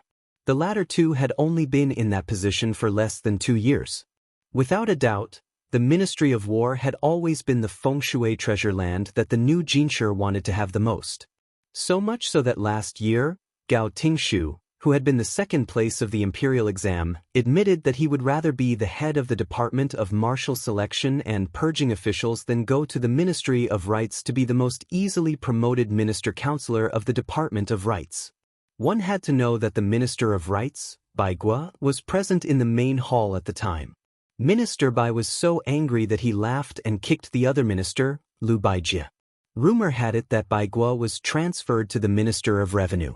One day, he met the new second place in the imperial court. The Minister of Rites teased him, "Fortunately, I didn't take up a post in the Ministry of Appointments. Otherwise, you would be sitting on the cold bench in the Ministry of War for 10 or 20 years. Today, the unusually busy Ministry of War had a somewhat unexpected guest. Everyone in the Ministry of War, whether they were walking outside or sitting inside, either stopped and saluted when they saw him or stood up solemnly. Everyone looked excited. It was not much different from meeting the emperor alone. It was very simple. It was because this person was Gu Jiantang, the youngest warrior of the 4 great generals of the spring and autumn period, the former master of the Ministry of War, Gu Lu. As a general, Su Shao, who was also a famous general of the spring and autumn period, had already died of old age. Gu Jiantang could not even be considered old. As an official, Zhang Lu, who had been in conflict with Gu Lu for more than 10 years, had already collapsed. Zhang Julu had died a miserable death. Gu Jiantang, on the other hand, was the only super first-rank pillar of the Liyang imperial court. He held the power of 300,000 soldiers and horses at the northern border. Gu Jiantang walked alone into the large room of the old Zhang Lu. Without needing him to say anything, a large group of arrogant officials in the 6 ministries stood up and saluted, then quickly sat down and continued with their work. This was the cold and hard temperament that Gu Jiantang had left for the Ministry of War. You can be arrogant and despotic in your conduct, but you must be swift and decisive in your work. You must not be sloppy. Unlike the other 5 ministers and assistant ministers who each had their own room, the 3 main and assistant ministers of the Ministry of War all worked in the same room. The minister's desk was placed at the far left of the room, while the left and right assistant ministers' desks were placed at the far right. At present, of the 2 assistant ministers of the Ministry of War, the general of Piao Yi, Lu Xianxia, was not in the capital as the general of the southern expedition. The newly appointed assistant minister, general of Dragon Xiang, Su Gong, was patrolling the border in accordance with the new etiquette of Liang. Thus, only the minister, Lu Baijie, was left in the room. After seeing Gu Jiantang, he did not deliberately put on airs. Instead, he stood up like his subordinates and stood up to greet the old minister. He even waited for the others to return to their seats before standing up.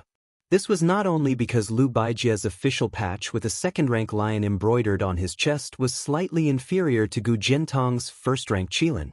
It was also because Lu Baijie had undisguised respect for the senior of the Ministry of War, Gu Jiantang.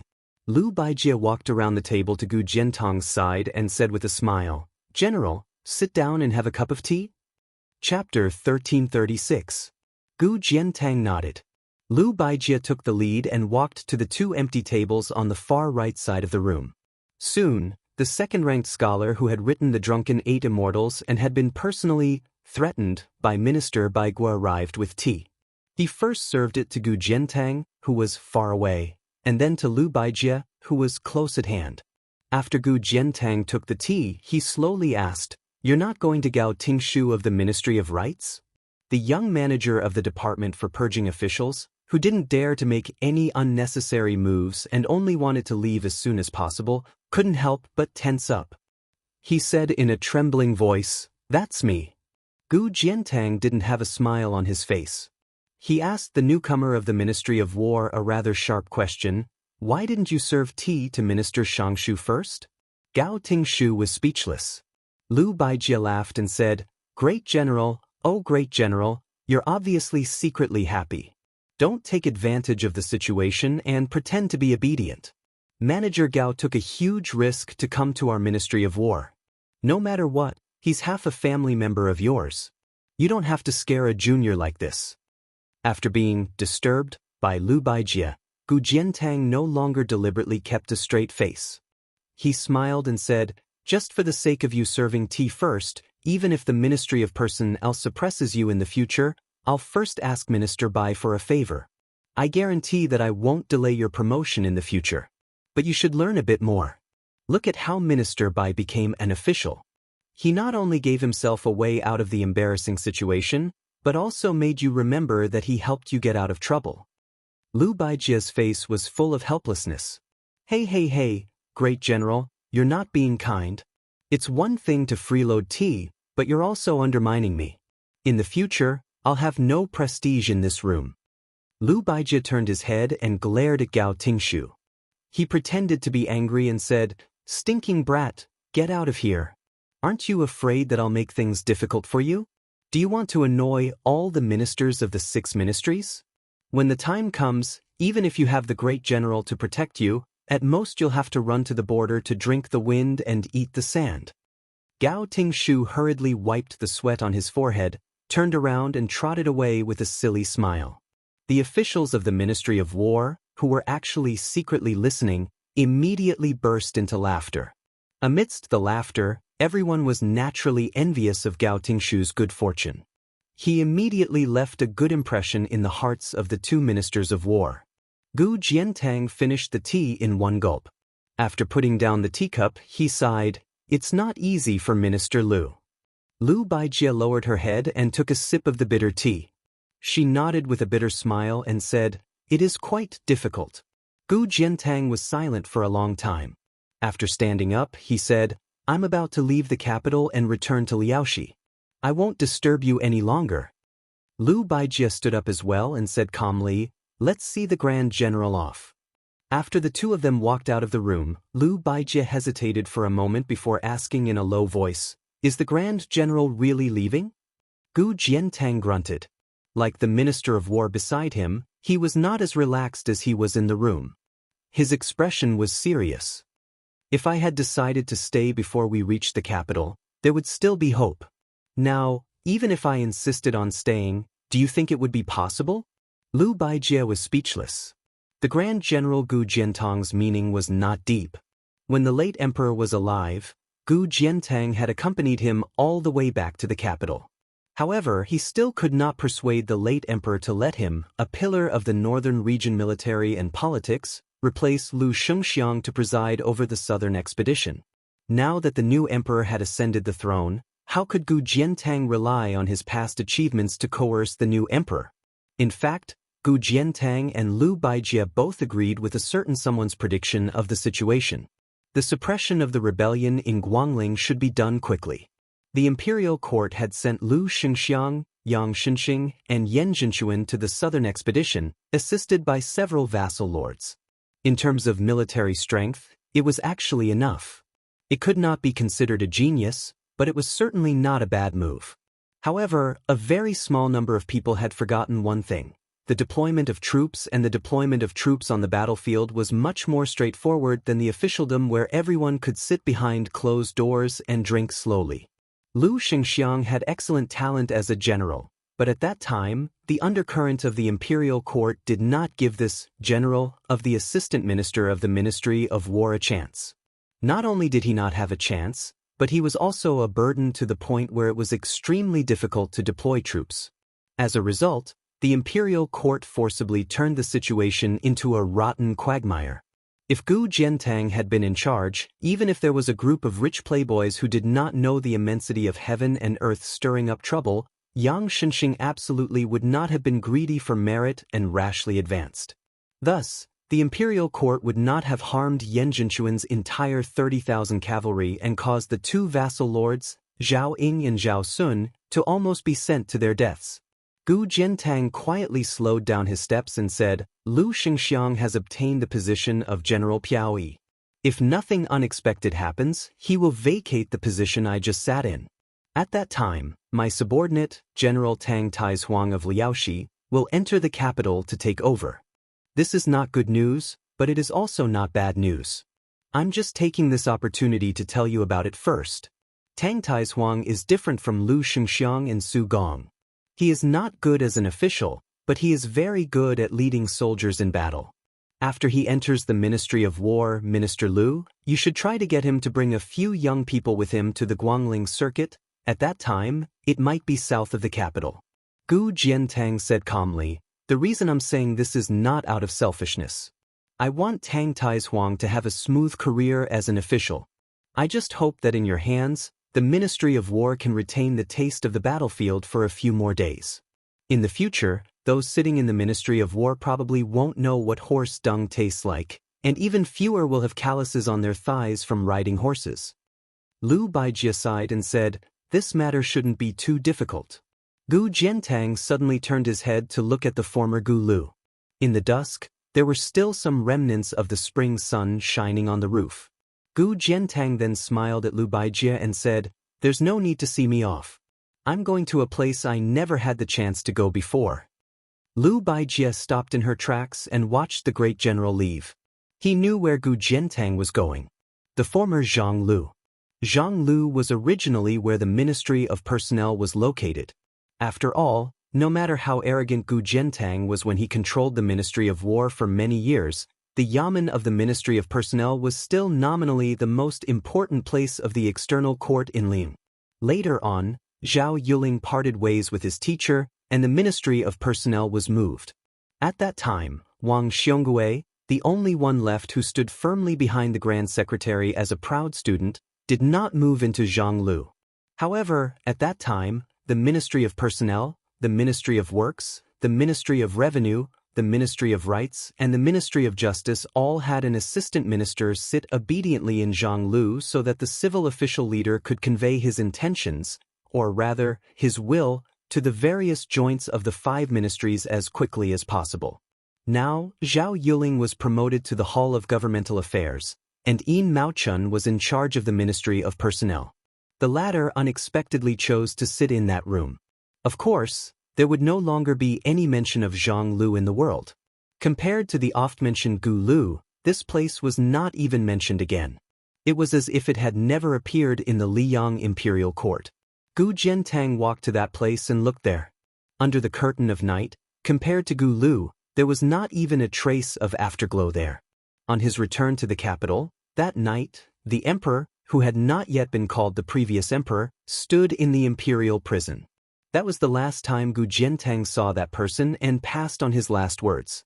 That person was separated from him by the iron fence, but he did not say even half a word of his last words. He only waved his hand at Gu Jiantang. Gu Jiantang gathered his thoughts. He did not look at the important members of the Ministry of Personnel who rushed out of the room and down the steps to welcome him.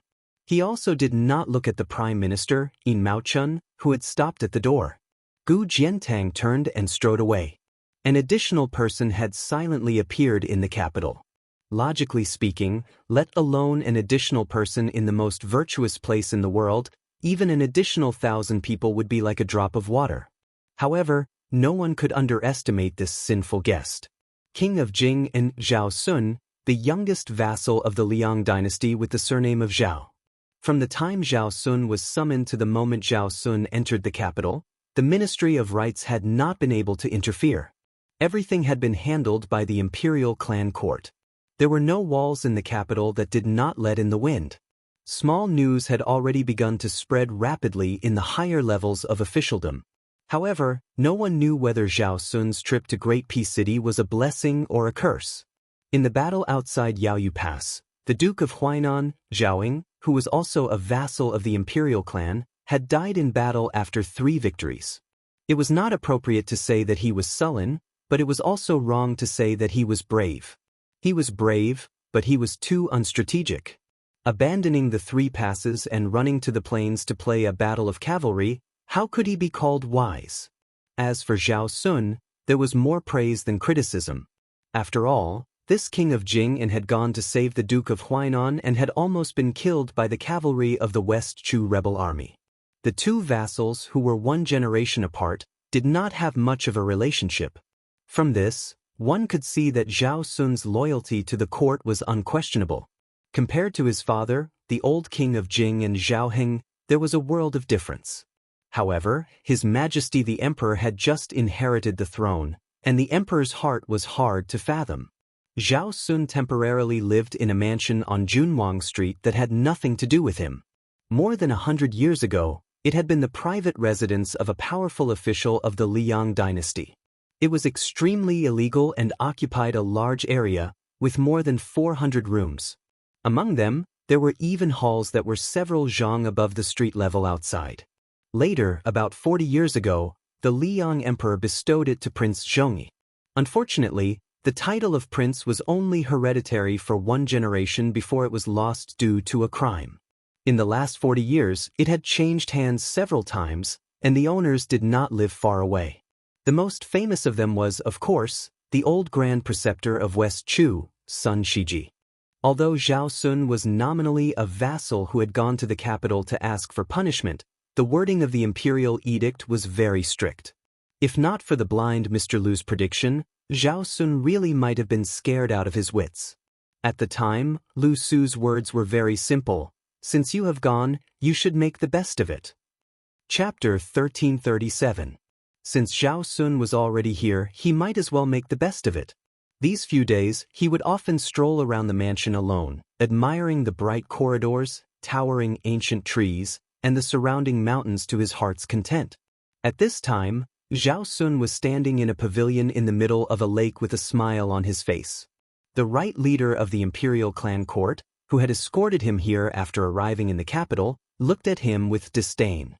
Zhao Sun looked at him like he was looking at a wild dog on the side of the road. Perhaps he had heard some news yesterday and came here in a hurry to repair their relationship.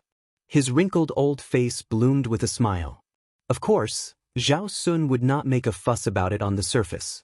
He even gave the right leader a mercury jade thumb ring that he had prepared beforehand. The old fellow's eyes lit up when he saw it. Clearly, Mr. Lu had carefully prepared such a small item that hit his weak spot. In fact, other than the jade thumb ring, Lu Su had also asked him to carry an ink-colored tortoise-backing stone with him. He said that if the right leader of the imperial clan came out to receive him, he needed to give this item away. Zhao Sun sighed with emotion. Lu Su, you really are a genius. When this king was still His Royal Highness, he always felt that the so-called top strategists like Li Yishan and Nailan Yusi were just heroes created by the times. Once placed in a time of peace and prosperity, they would fade into the crowd. Only after meeting you did he realize that no matter if they were in a time of peace or chaos, there would definitely be a place for them. Zhao Sun had previously thought that using the destruction of 6,000 cavalry to complete the retreat in order to advance arrangement was too heavy a price. But when Zhao Sun came to Great Peace City and stood in this mansion, he began to understand that Mr. Lu was right. Zhao Sun suddenly saw two figures appear on the shore of the lake and then walk toward the pavilion in the middle of the lake. No one led the way. Zhao Sun frowned and instinctively became alert. When the two gradually came closer, Zhao Sun was stunned. After recognizing one of them, he asked in confusion, "Brother Song?" The young phoenix of the Song clan, Song Kelly. The last time he came to the capital, Zhao Sun had a brief encounter with Song Kelly. Song Kelly bowed and said, "Greetings, King of Jing." Zhao Sun quickly smiled and said, "Brother Song, you don't have to be so polite." Song Kelly looked relaxed, and he was neither arrogant nor impatient. He didn't show the slightest sign of depression due to the decline of his family.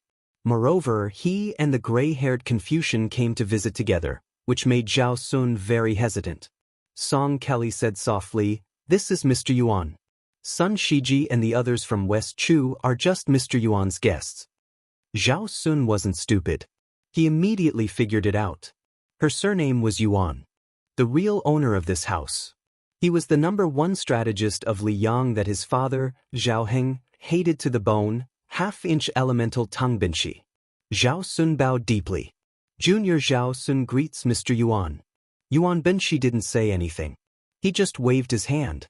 Song Kelly smiled and said, "I'm here to tell you that you can leave the capital and return to Qingzhou soon." Before Zhao Sun could react, Song Kelly's words of "very soon" came true very soon. A eunuch from the ceremony directorate, dressed in a bright red robe, held the imperial edict and walked towards the three of them. His steps were very fast, but he didn't seem to be in a hurry. The old eunuch holding the imperial edict nodded slightly when he saw Yuan Binshi. He then read the edict to the king of Jing, Zhao Sun.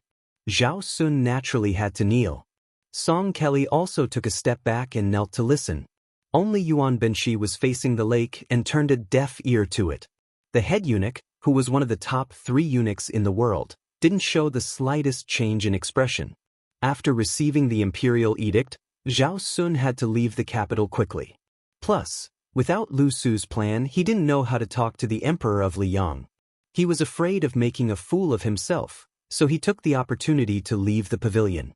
After Zhao Sun and the head eunuch left, Yuan Benshi asked, "What do you think this eunuch from the ceremony directorate will be asked when he returns to the palace?"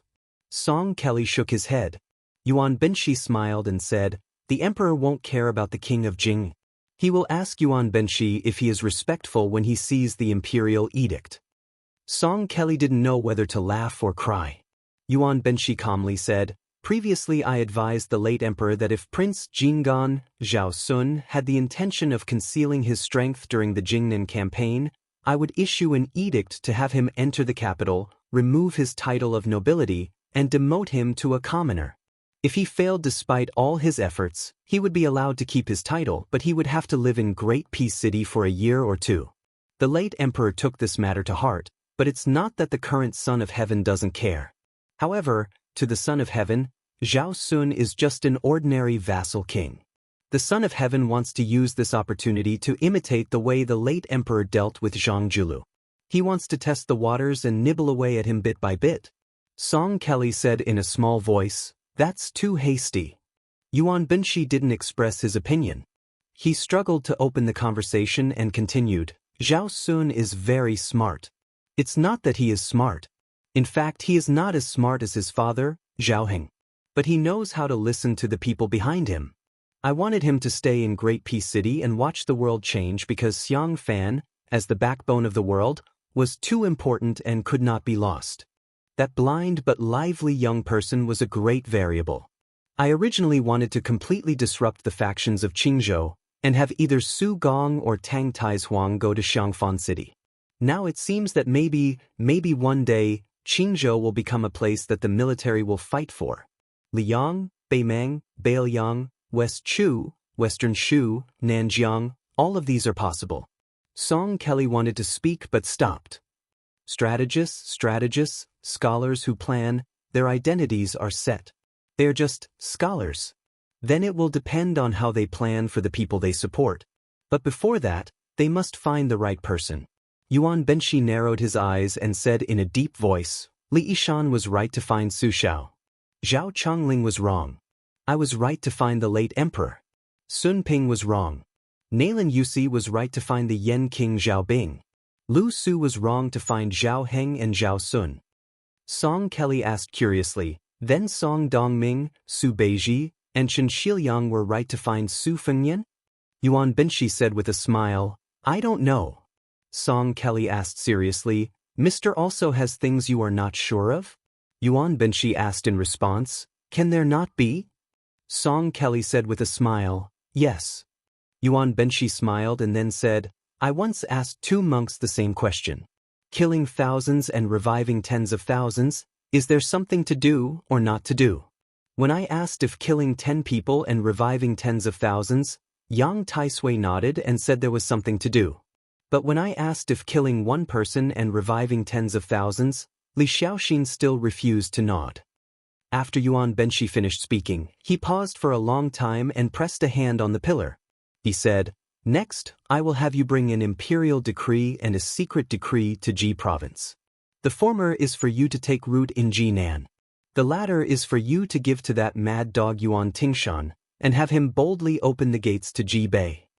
Song Kelly was puzzled at first, but then his face quickly paled. Yuan Benshi said coolly, "Just make Bailiang more chaotic. Those who seek the living live, those who wish for the dead to die. The Bailiang cavalry is the best in the world? Then let the entire Central Plains wait and see." Just like in the past, Great Peace City welcomed the flying literary talent of the first month that could not be missed. For a time, rumors flew all over the place. The imperial examinations began in Dafeng, flourished in West Chu, and flourished in Liang. In West Chu, the subjects of the imperial examinations were extremely complicated. After the reform in Liang, the emphasis was placed on the imperial examinations. In a certain person's hands, the imperial examinations gradually became more focused on trial and error. At first, there was a clamor that the Grand Secretary neglected learning and only favored the imperial examinations. There were more and more people who passed the grand exam, going from 3 to 4 people in the Great Feng Dynasty to 20 to 30 people in the West Chu Dynasty. Then there were 100 people in the late Eternal Hui Dynasty, until there were 200 people in the first year of Xianxia Dynasty. Because of the rise of the imperial examinations, many people who came from other places to take the examinations continued to enter and stay in Great Peace City. Thus, there were the two interesting things of passing the imperial examinations and passing the imperial examinations. Imperceptibly, the relationship between the literary and official circles was pulled closer. Li Yang's imperial examinations were held in the first month, and the results were released in the second month. Not to mention the fact that there were very few people who could pass the imperial examinations, the scholars who failed the examinations were not naive enough to think that it was over. They could not return to their homes. After all, the large amount of traveling expenses when they first came to Shangjing was not something most scholars could afford. Thus, they had to stay in the capital. Those who had connections would find friends and relatives, and those who did not would have to stay in the temples. During this period, other than continuing to study hard, they also had to learn how to get their favorite essays to be looked at by the officials or famous figures in the literary world. Or, they could directly send it to the officials of the Ministry of Rites other than the examiners of the imperial examinations. Thus, there were sayings like, the Prime Minister's gatekeeper is a 7th-rank official, and the King of Hell is easy to meet, but the little ghosts are hard to deal with. The 7th-rank gatekeeper was a bit unusual. After Tantanon, he had presided over the imperial examinations several times and was now the heavenly official. Naturally, there was a lot of traffic in front of Yin Maochuan's door. This was not strange. The Song family, which had produced 2 teachers, was also not strange. What was unusual was that this year, the residence that received the most name tags was not the residence of the head of the Secretariat, Shi Yanglong, nor was it the residence of the Great Master of Science, Yao Baifeng. It was not the residence of Yan Jieshi, who was both a relative of the imperial family and a scholar. Instead, it was the residence of 2 young officials. One was the new assistant minister of the Ministry of Rites, Jean Lanting, who was rumored to be the next head of the Ministry of Rites, and the other was the new Right Chancellor of the Imperial College, Sun Yin. It was said that the name tags received by these 2 gatekeepers could fill dozens of large baskets. Chapter 1338. The 2 most popular officials in Liyang also showed completely different attitudes. Even though Jean Lanting had a lot of work to do, he still tried his best to meet all the scholars. Even those who could not squeeze into the Assistant Minister Fu because they were ahead of the Empress Dowager and could not meet, official Jean would carefully review the letters and give them back to them. He would not be careless in his responses. As a result, he had to stay up all night almost every day. Other than meeting the scholars in person, he would also reply to essays and poems. Some of the best poems would even be passed around by Jin San Lang among the 8 talents of the capital. It could be said that he did not spare any effort to help those scholars gain fame. However, when compared to Sun Yin, Chancellor Sun Yin's son, he appeared to be extremely unreasonable. He accepted the invitation, but during the first 10 days of the first month, he did not receive anyone. He only casually replied to 7 or 8 copies of the letters he received. It was just that this fellow's performance during the martial arts lecture at the directorate was simply too shocking. Don't forget, it was this person who won the battle of words that shook the entire court.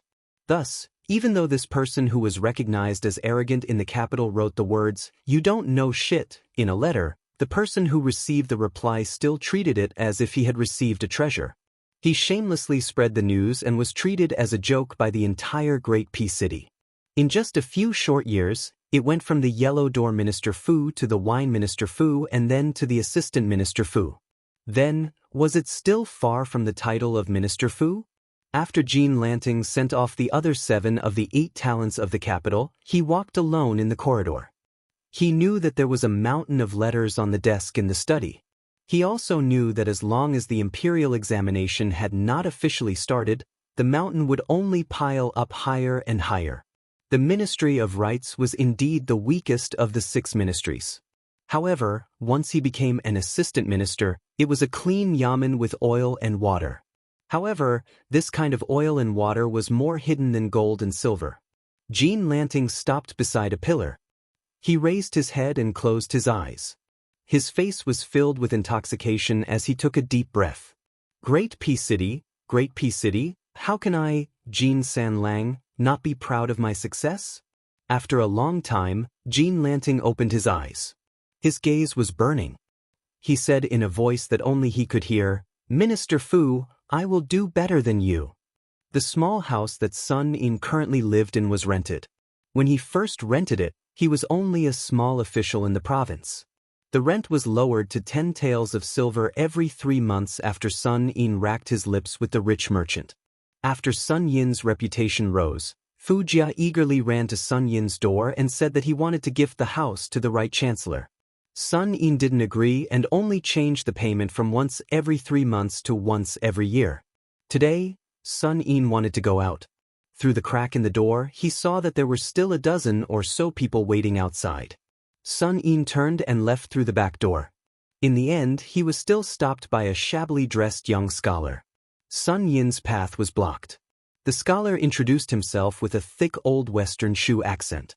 Then, he bent over and handed over a stack of things with both hands.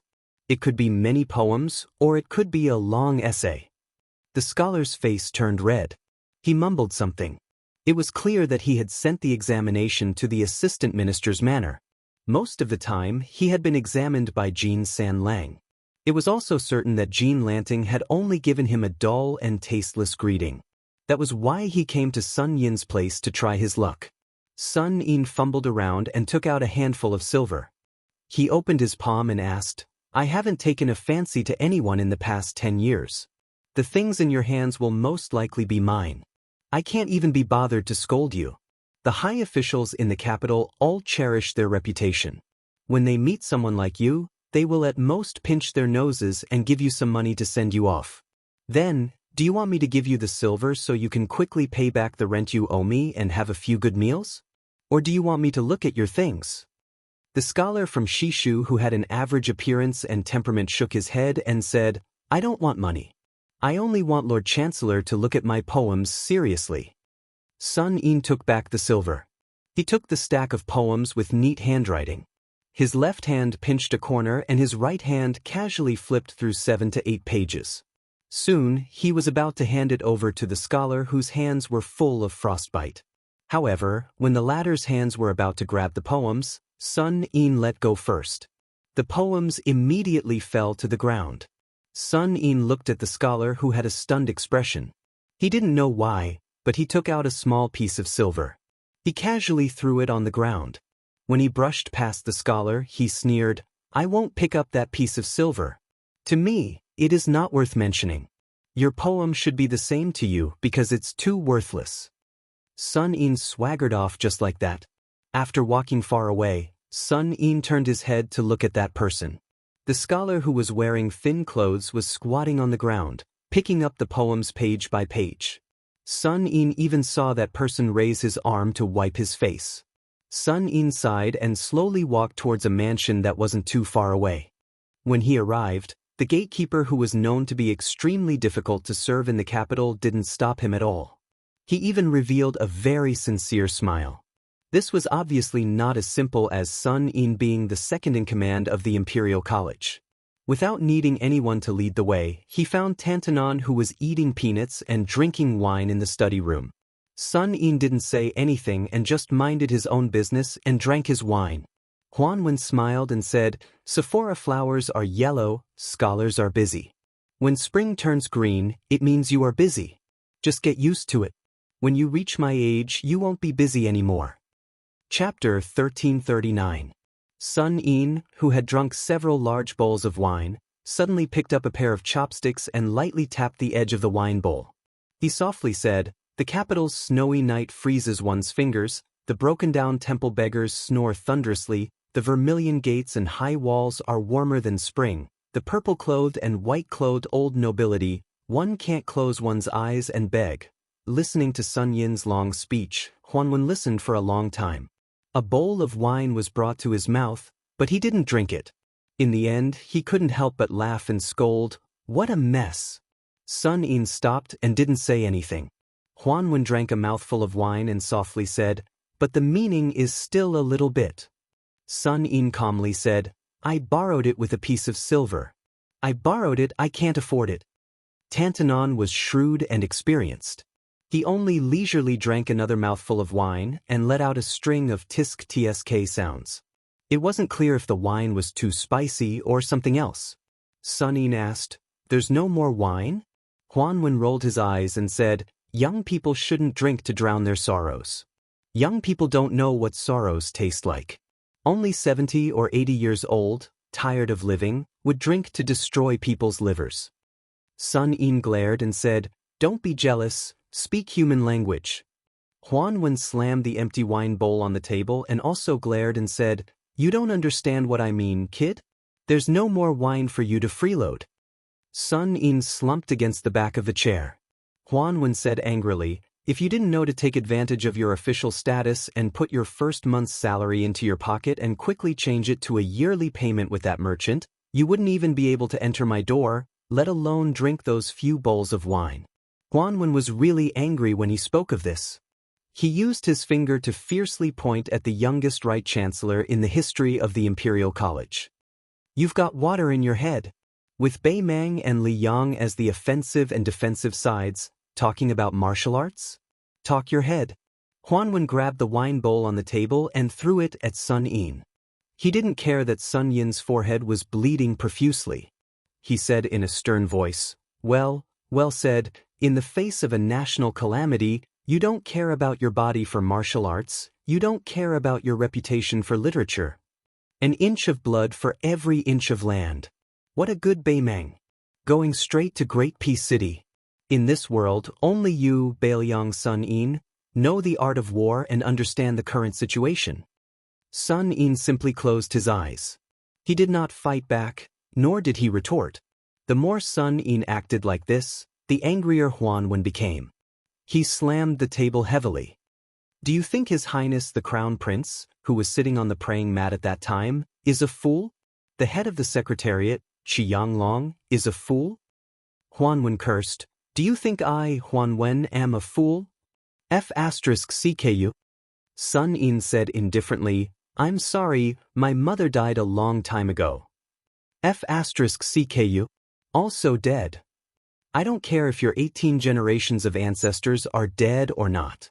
Sun Yin did not speak anymore. Huanwen paused, his expression distressed. His hands trembled as he said softly, "Bai Yan never showed favoritism in his life. He only made an exception once for a bastard like you when he was alive." Sun Yin's expression was wooden. In the Imperial College, there were so many scholars who felt that the Bailiang's 300,000 cavalry should have all died. They even felt that it was okay if the millions of Bailiang citizens died. When Yan Jinchuan died, they did not do anything. When Zhang Julu died, they were satisfied. These people felt that if they were Yan Jinchuan, they could easily defeat Xie Shi's cavalry. These people felt that if they were Zhang Julu, they could have ruled the world long ago. These people were all scholars. Sun Yin lowered his head and covered his face with his hands. He said in a choked voice, "When I was young, I finally managed to get into a private school. Teacher was a remnant of the spring and autumn period who stayed behind in Bailiang for some reason when Hong Jia went north. I remember that teacher liked to take us to read and sing the Song of Everlasting Regret. Before I left Lingzhou, I saw teacher for the last time. Teacher said that he did not expect that the sound of reading he heard in Bailiang was the same as the sound of reading he heard in his hometown. So teacher said that after he died, it was fine to be buried in Bailiang. The great peace city of these scholars is so peaceful. I do not want to see this kind of peace. I, Sun Yin, want to return to my hometown. I would rather see the smoke of war rise there." Huanwen said to himself, "Sun Yin, if you want to return to Bailiang, I will not stop you. But I hope you know that the great peace city of the scholars you see is not the true great peace city, and not everyone's great peace city.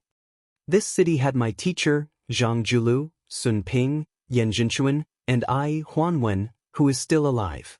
There are many people that you do not know. Su Xiao, Li Xiaoxin, Chao Chongqing, Yang Taisui, they were all once in this place. They were so high-spirited, and each of them had a clear conscience. When you return to Bailiang, you may become an official, you may be a strategist, you may die on the battlefield with a clear conscience.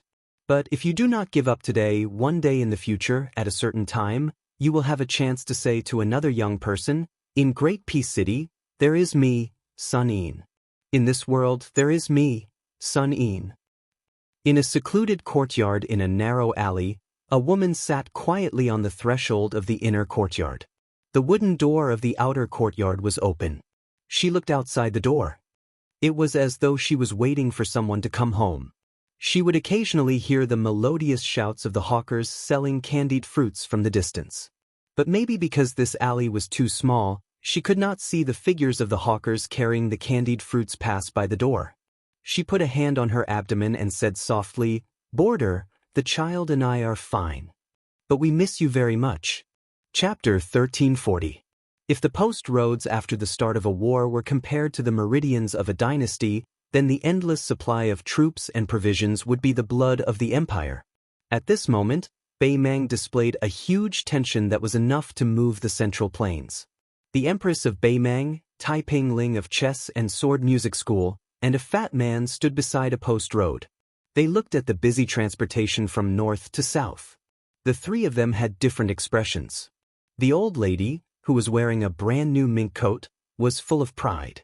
It was precisely because of her slow and appropriate governance that the Central Plains, which was on the verge of unification, did not gain the slightest bit of the upper hand for more than 10 years.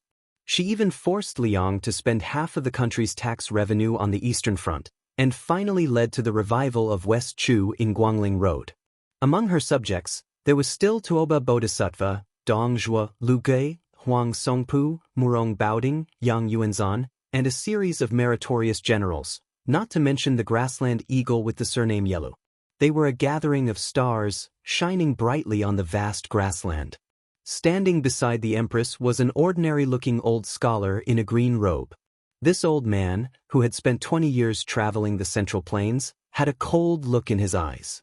As for the fat man, who was constantly hugging his hands to expel the cold, his body was already huge, and after wearing the armor, he looked even more bloated.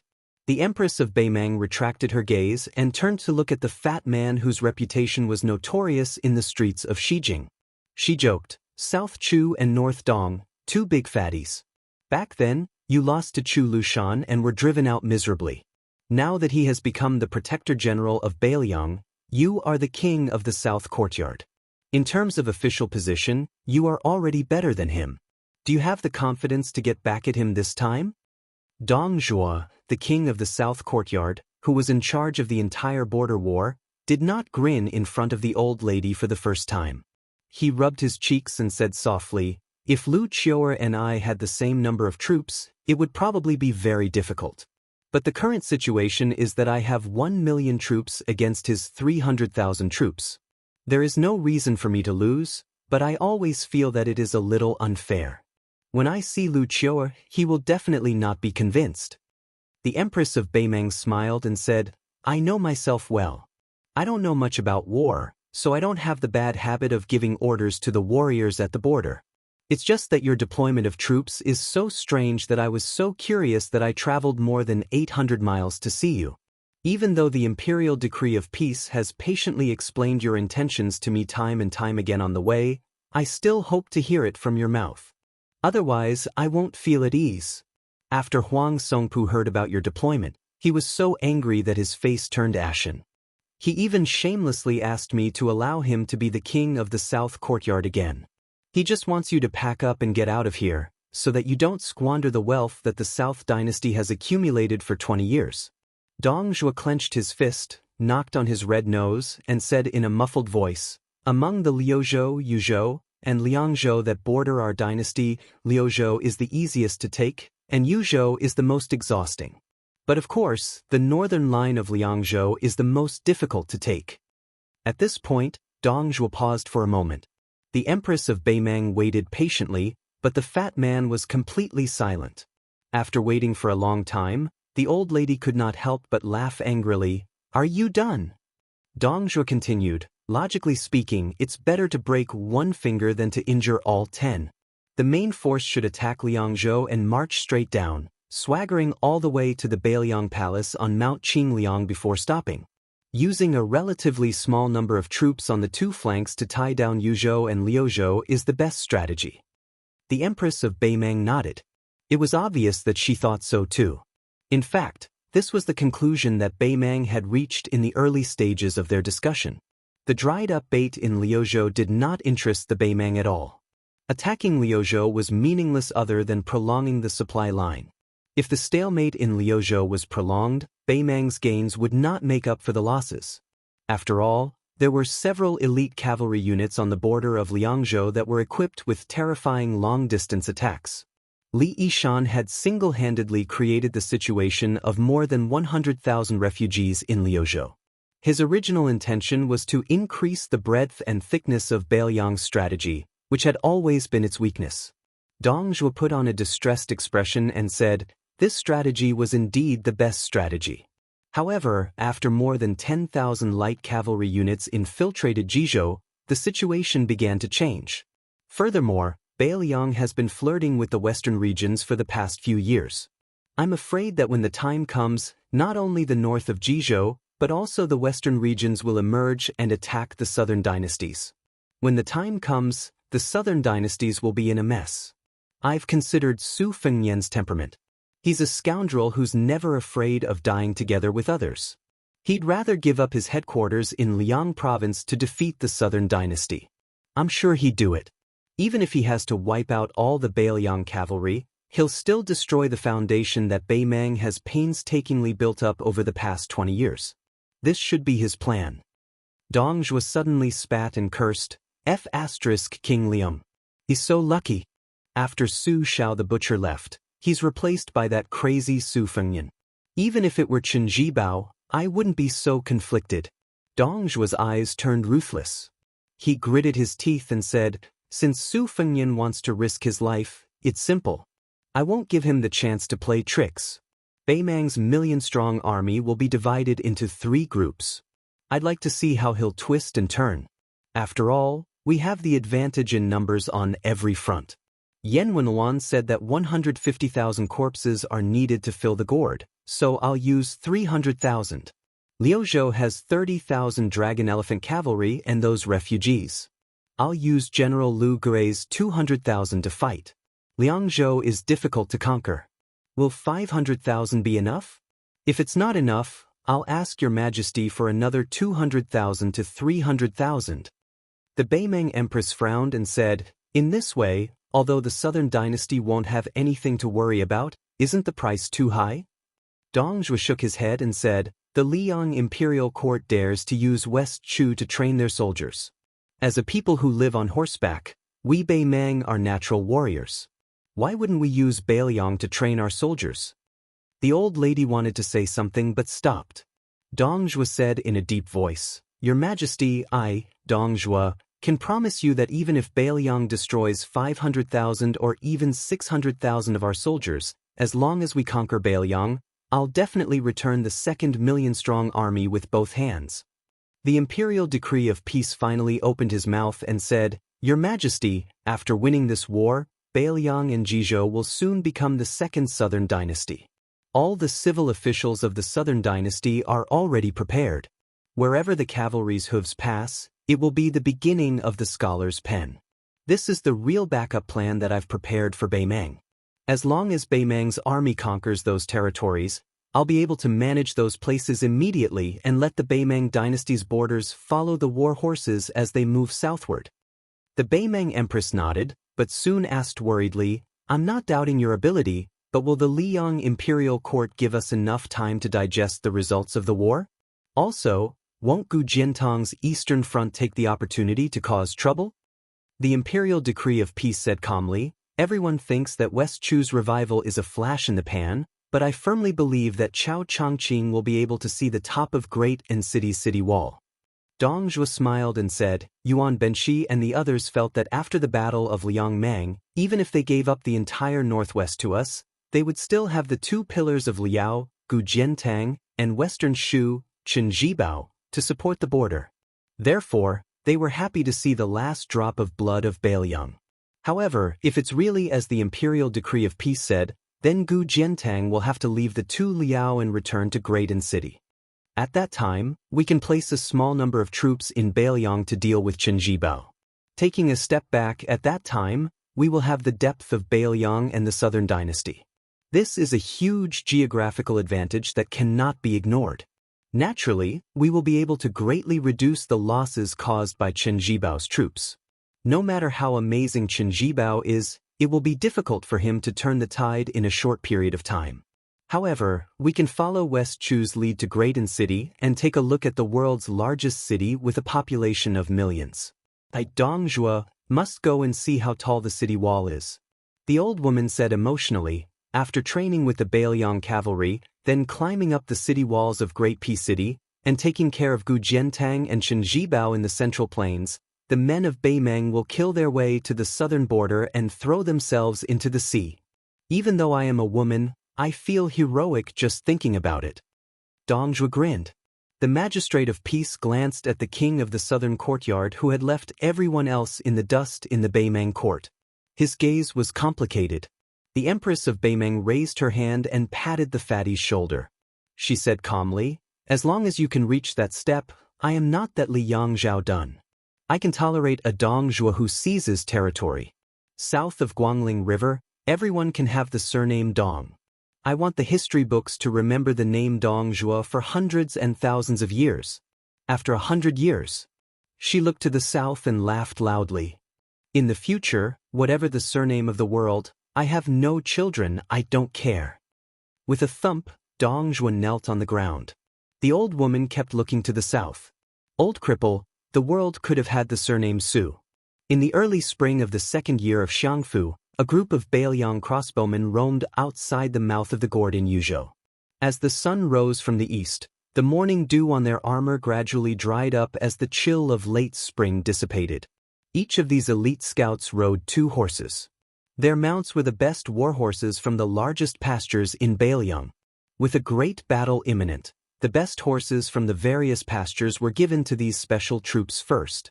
Compared to the battle lines in Liangzhou, where an arrow was knocked on a bow and could be triggered at any moment, Yuzhou, which had more strategic advantages, made people feel more at ease.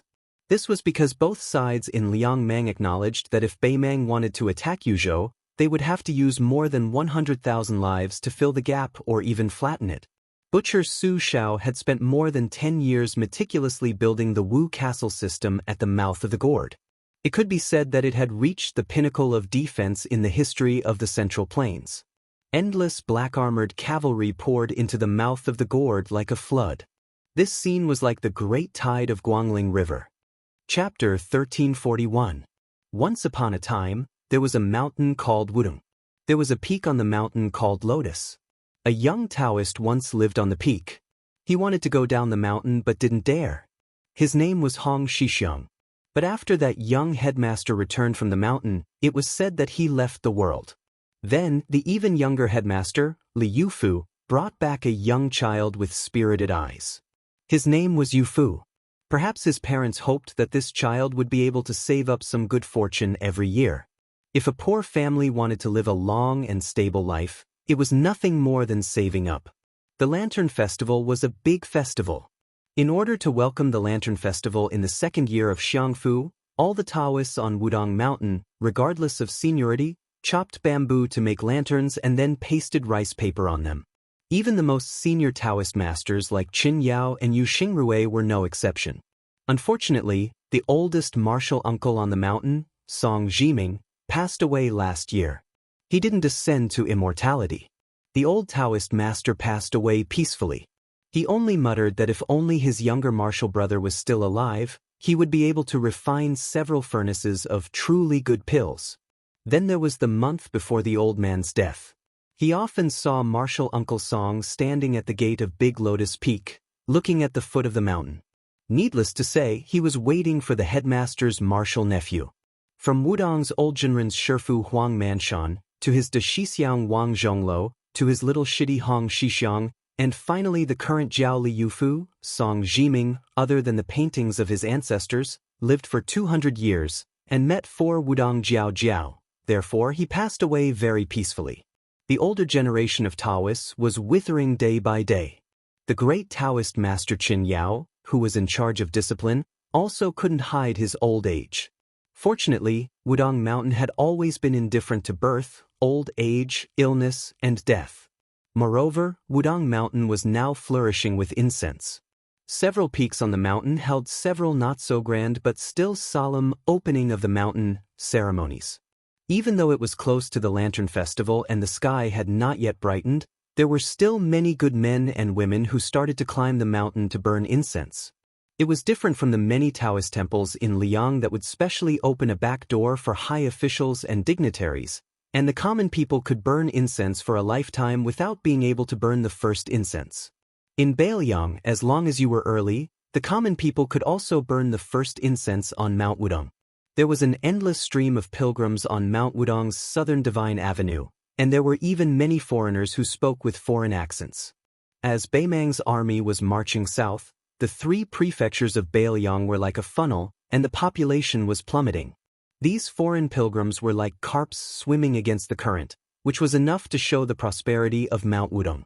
There were even rumors that the imperial court would soon transfer the title of Mount Longhu to Mount Wudong to appease the people of Bailiang. Among the incense-burning army, there was a young man and woman who looked like a young couple. Probably because they were from a small family, they did not wear embroidered clothes or mink coats, nor did they have intimidating squires. They did not even have a lantern. They were climbing the mountain together with another family they met at the foot of the mountain, and they used the family's lantern to make their way up the mountain easier. The young man introduced himself as Su Qi, a native of Bailiang. His wife's surname was Liu, and her hometown was Qingzhou. In his words, she was married to a chicken and followed the chicken and dog, which was why she had come to Bailiang to suffer hardships. The large family traveling with them consisted of 4 generations, a total of 16 people. The old man's surname was Yen, and he was 80 years old. He said he was Taoist Guangling, and he had been an official in the capital as well as a local official. He had only returned to his hometown last year. The old man spoke humorously and was extremely talkative.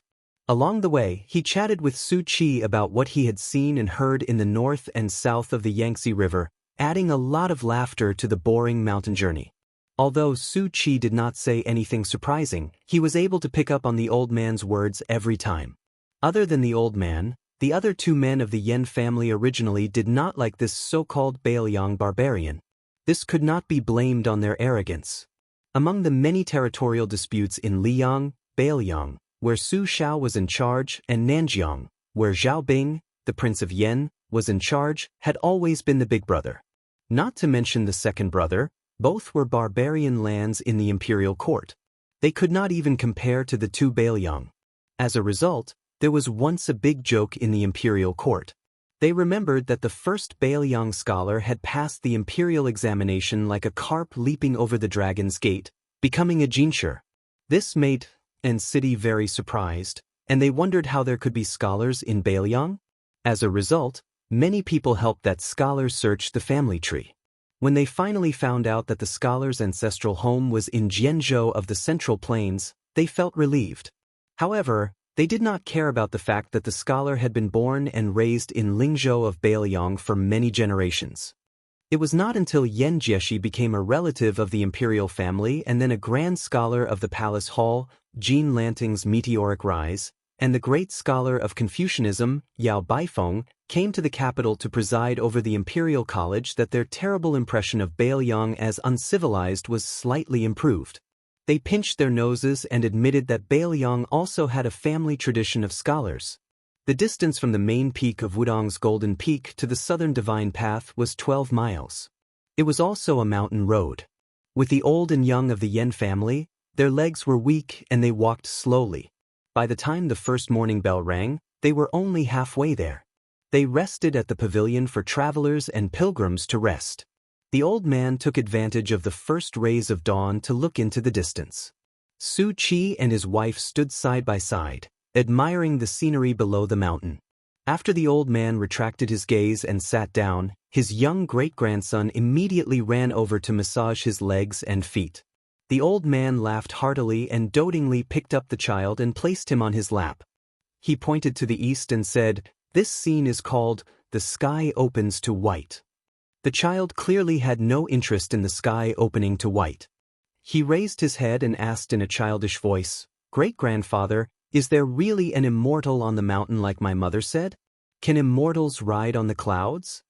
The old master of the Yen family laughed heartily and stroked the child's head. He did not give an answer. He only turned his head to look at the mountain peak shrouded in clouds and fog. He sighed softly and said, "I don't dare to speak loudly for fear of alarming the people in the sky." Chapter 1342. The child who did not get an answer kept pestering him.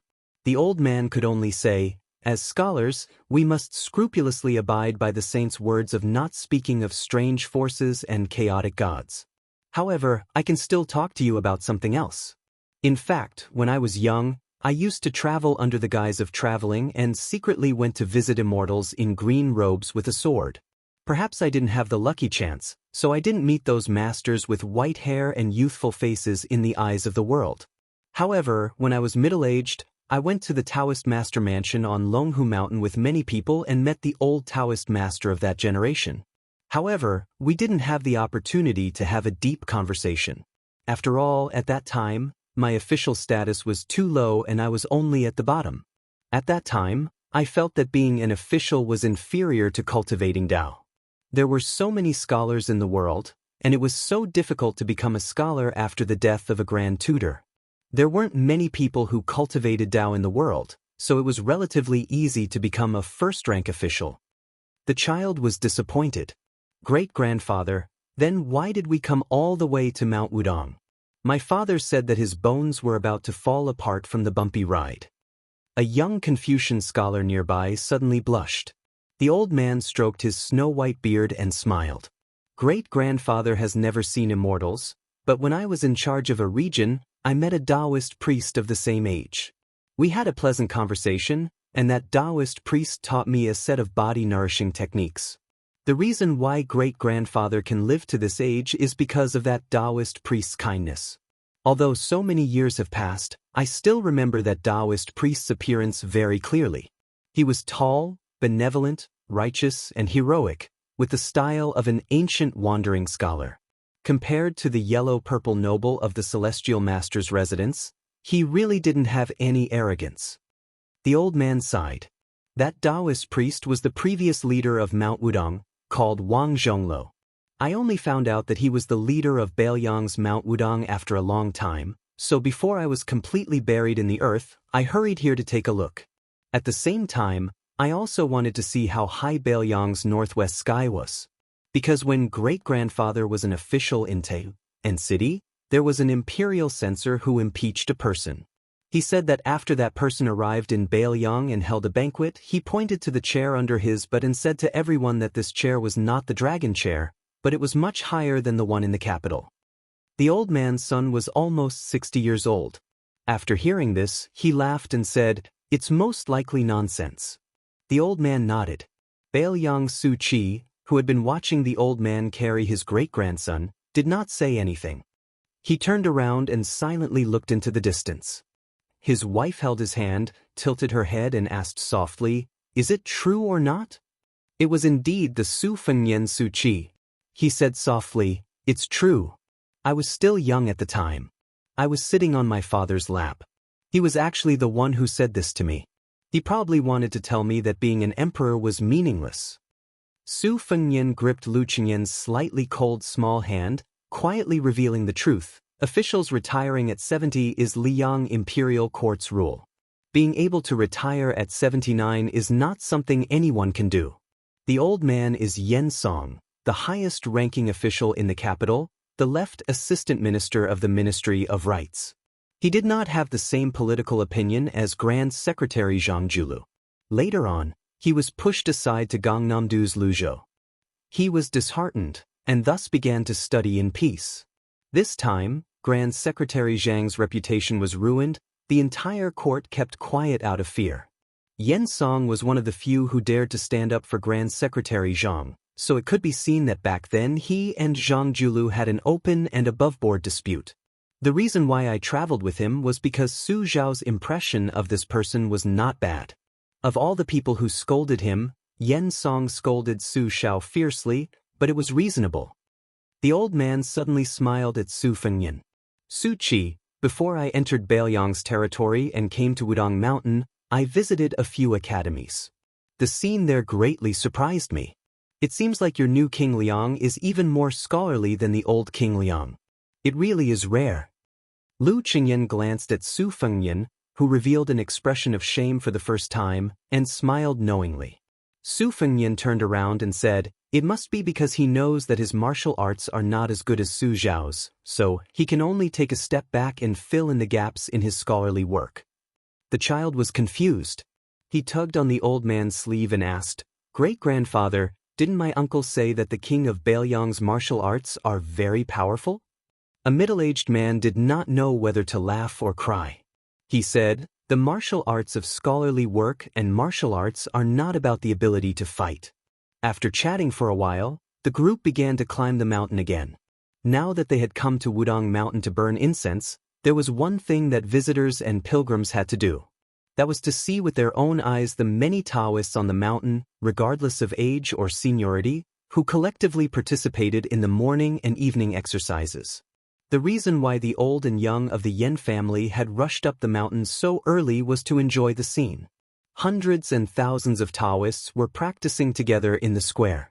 It was rumored that the set of fist techniques was created by the previous chief, Hong Shixiang.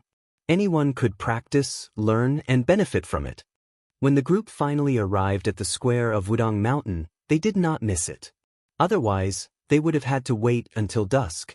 Sure enough, just as the rumors said, countless Wudong Taoist priests who were standing close to each other were practicing martial arts together in the square. Even the layman could tell that the set of martial arts was comfortable. Yes, comfortable. There were no profound movements, nor were there any sounds like the normal practice of martial arts. It was quiet and peaceful. The old man Yen Song praised, "What a natural and smooth move." The child who was sitting on his father's neck pointed into the distance as if he had discovered some incredible immortal. With a face full of surprise and joy, he said, "There's a child about my age who is also practicing boxing over there. There, he's at the very front." Although the old man could not see the situation clearly, he was a little surprised after hearing it. Isn't it said that the person leading the fist techniques is the current chief, Li Yufu? Su Fengyan explained, "Li Yufu took in an apprentice." Behind those Taoist priests, there were many pilgrims who were also practicing boxing. Perhaps it was not the intention or even the form, but every one of them was very enthusiastic. It was just that they could not see the movements of the leading Taoist priest, so they could only practice boxing with the pilgrims in front of them or nearby. It looked a little out of place, but everyone was very serious. Then the old and young of the Yen family saw a young Taoist who did not seem to be very senior slowly walking from the front to the back. Along the way, he was constantly giving instructions to the pilgrims who were learning the fist techniques. He smiled and helped to correct any movements that were too forceful, or where the technique was not in place, or where the wrist was not enough, or where the back was misunderstood. Su Fengyan looked at the young Taoist who was leading the fist techniques meticulously. His expression was a little strange. When the young Taoist saw Su Fengyan, he smiled and walked quickly. Lu Qingyan whispered, "Do you want to practice too?" Su Fengyan asked, "Do you want to see?" Lu Qingyan smiled and nodded. Su Fengyan slowly walked forward and stood at the back of the line. Then he began to practice leisurely. The young Taoist was stunned for a moment, then he stood beside Su Fengyan. Their movements were the same, smooth and pleasing to the eye.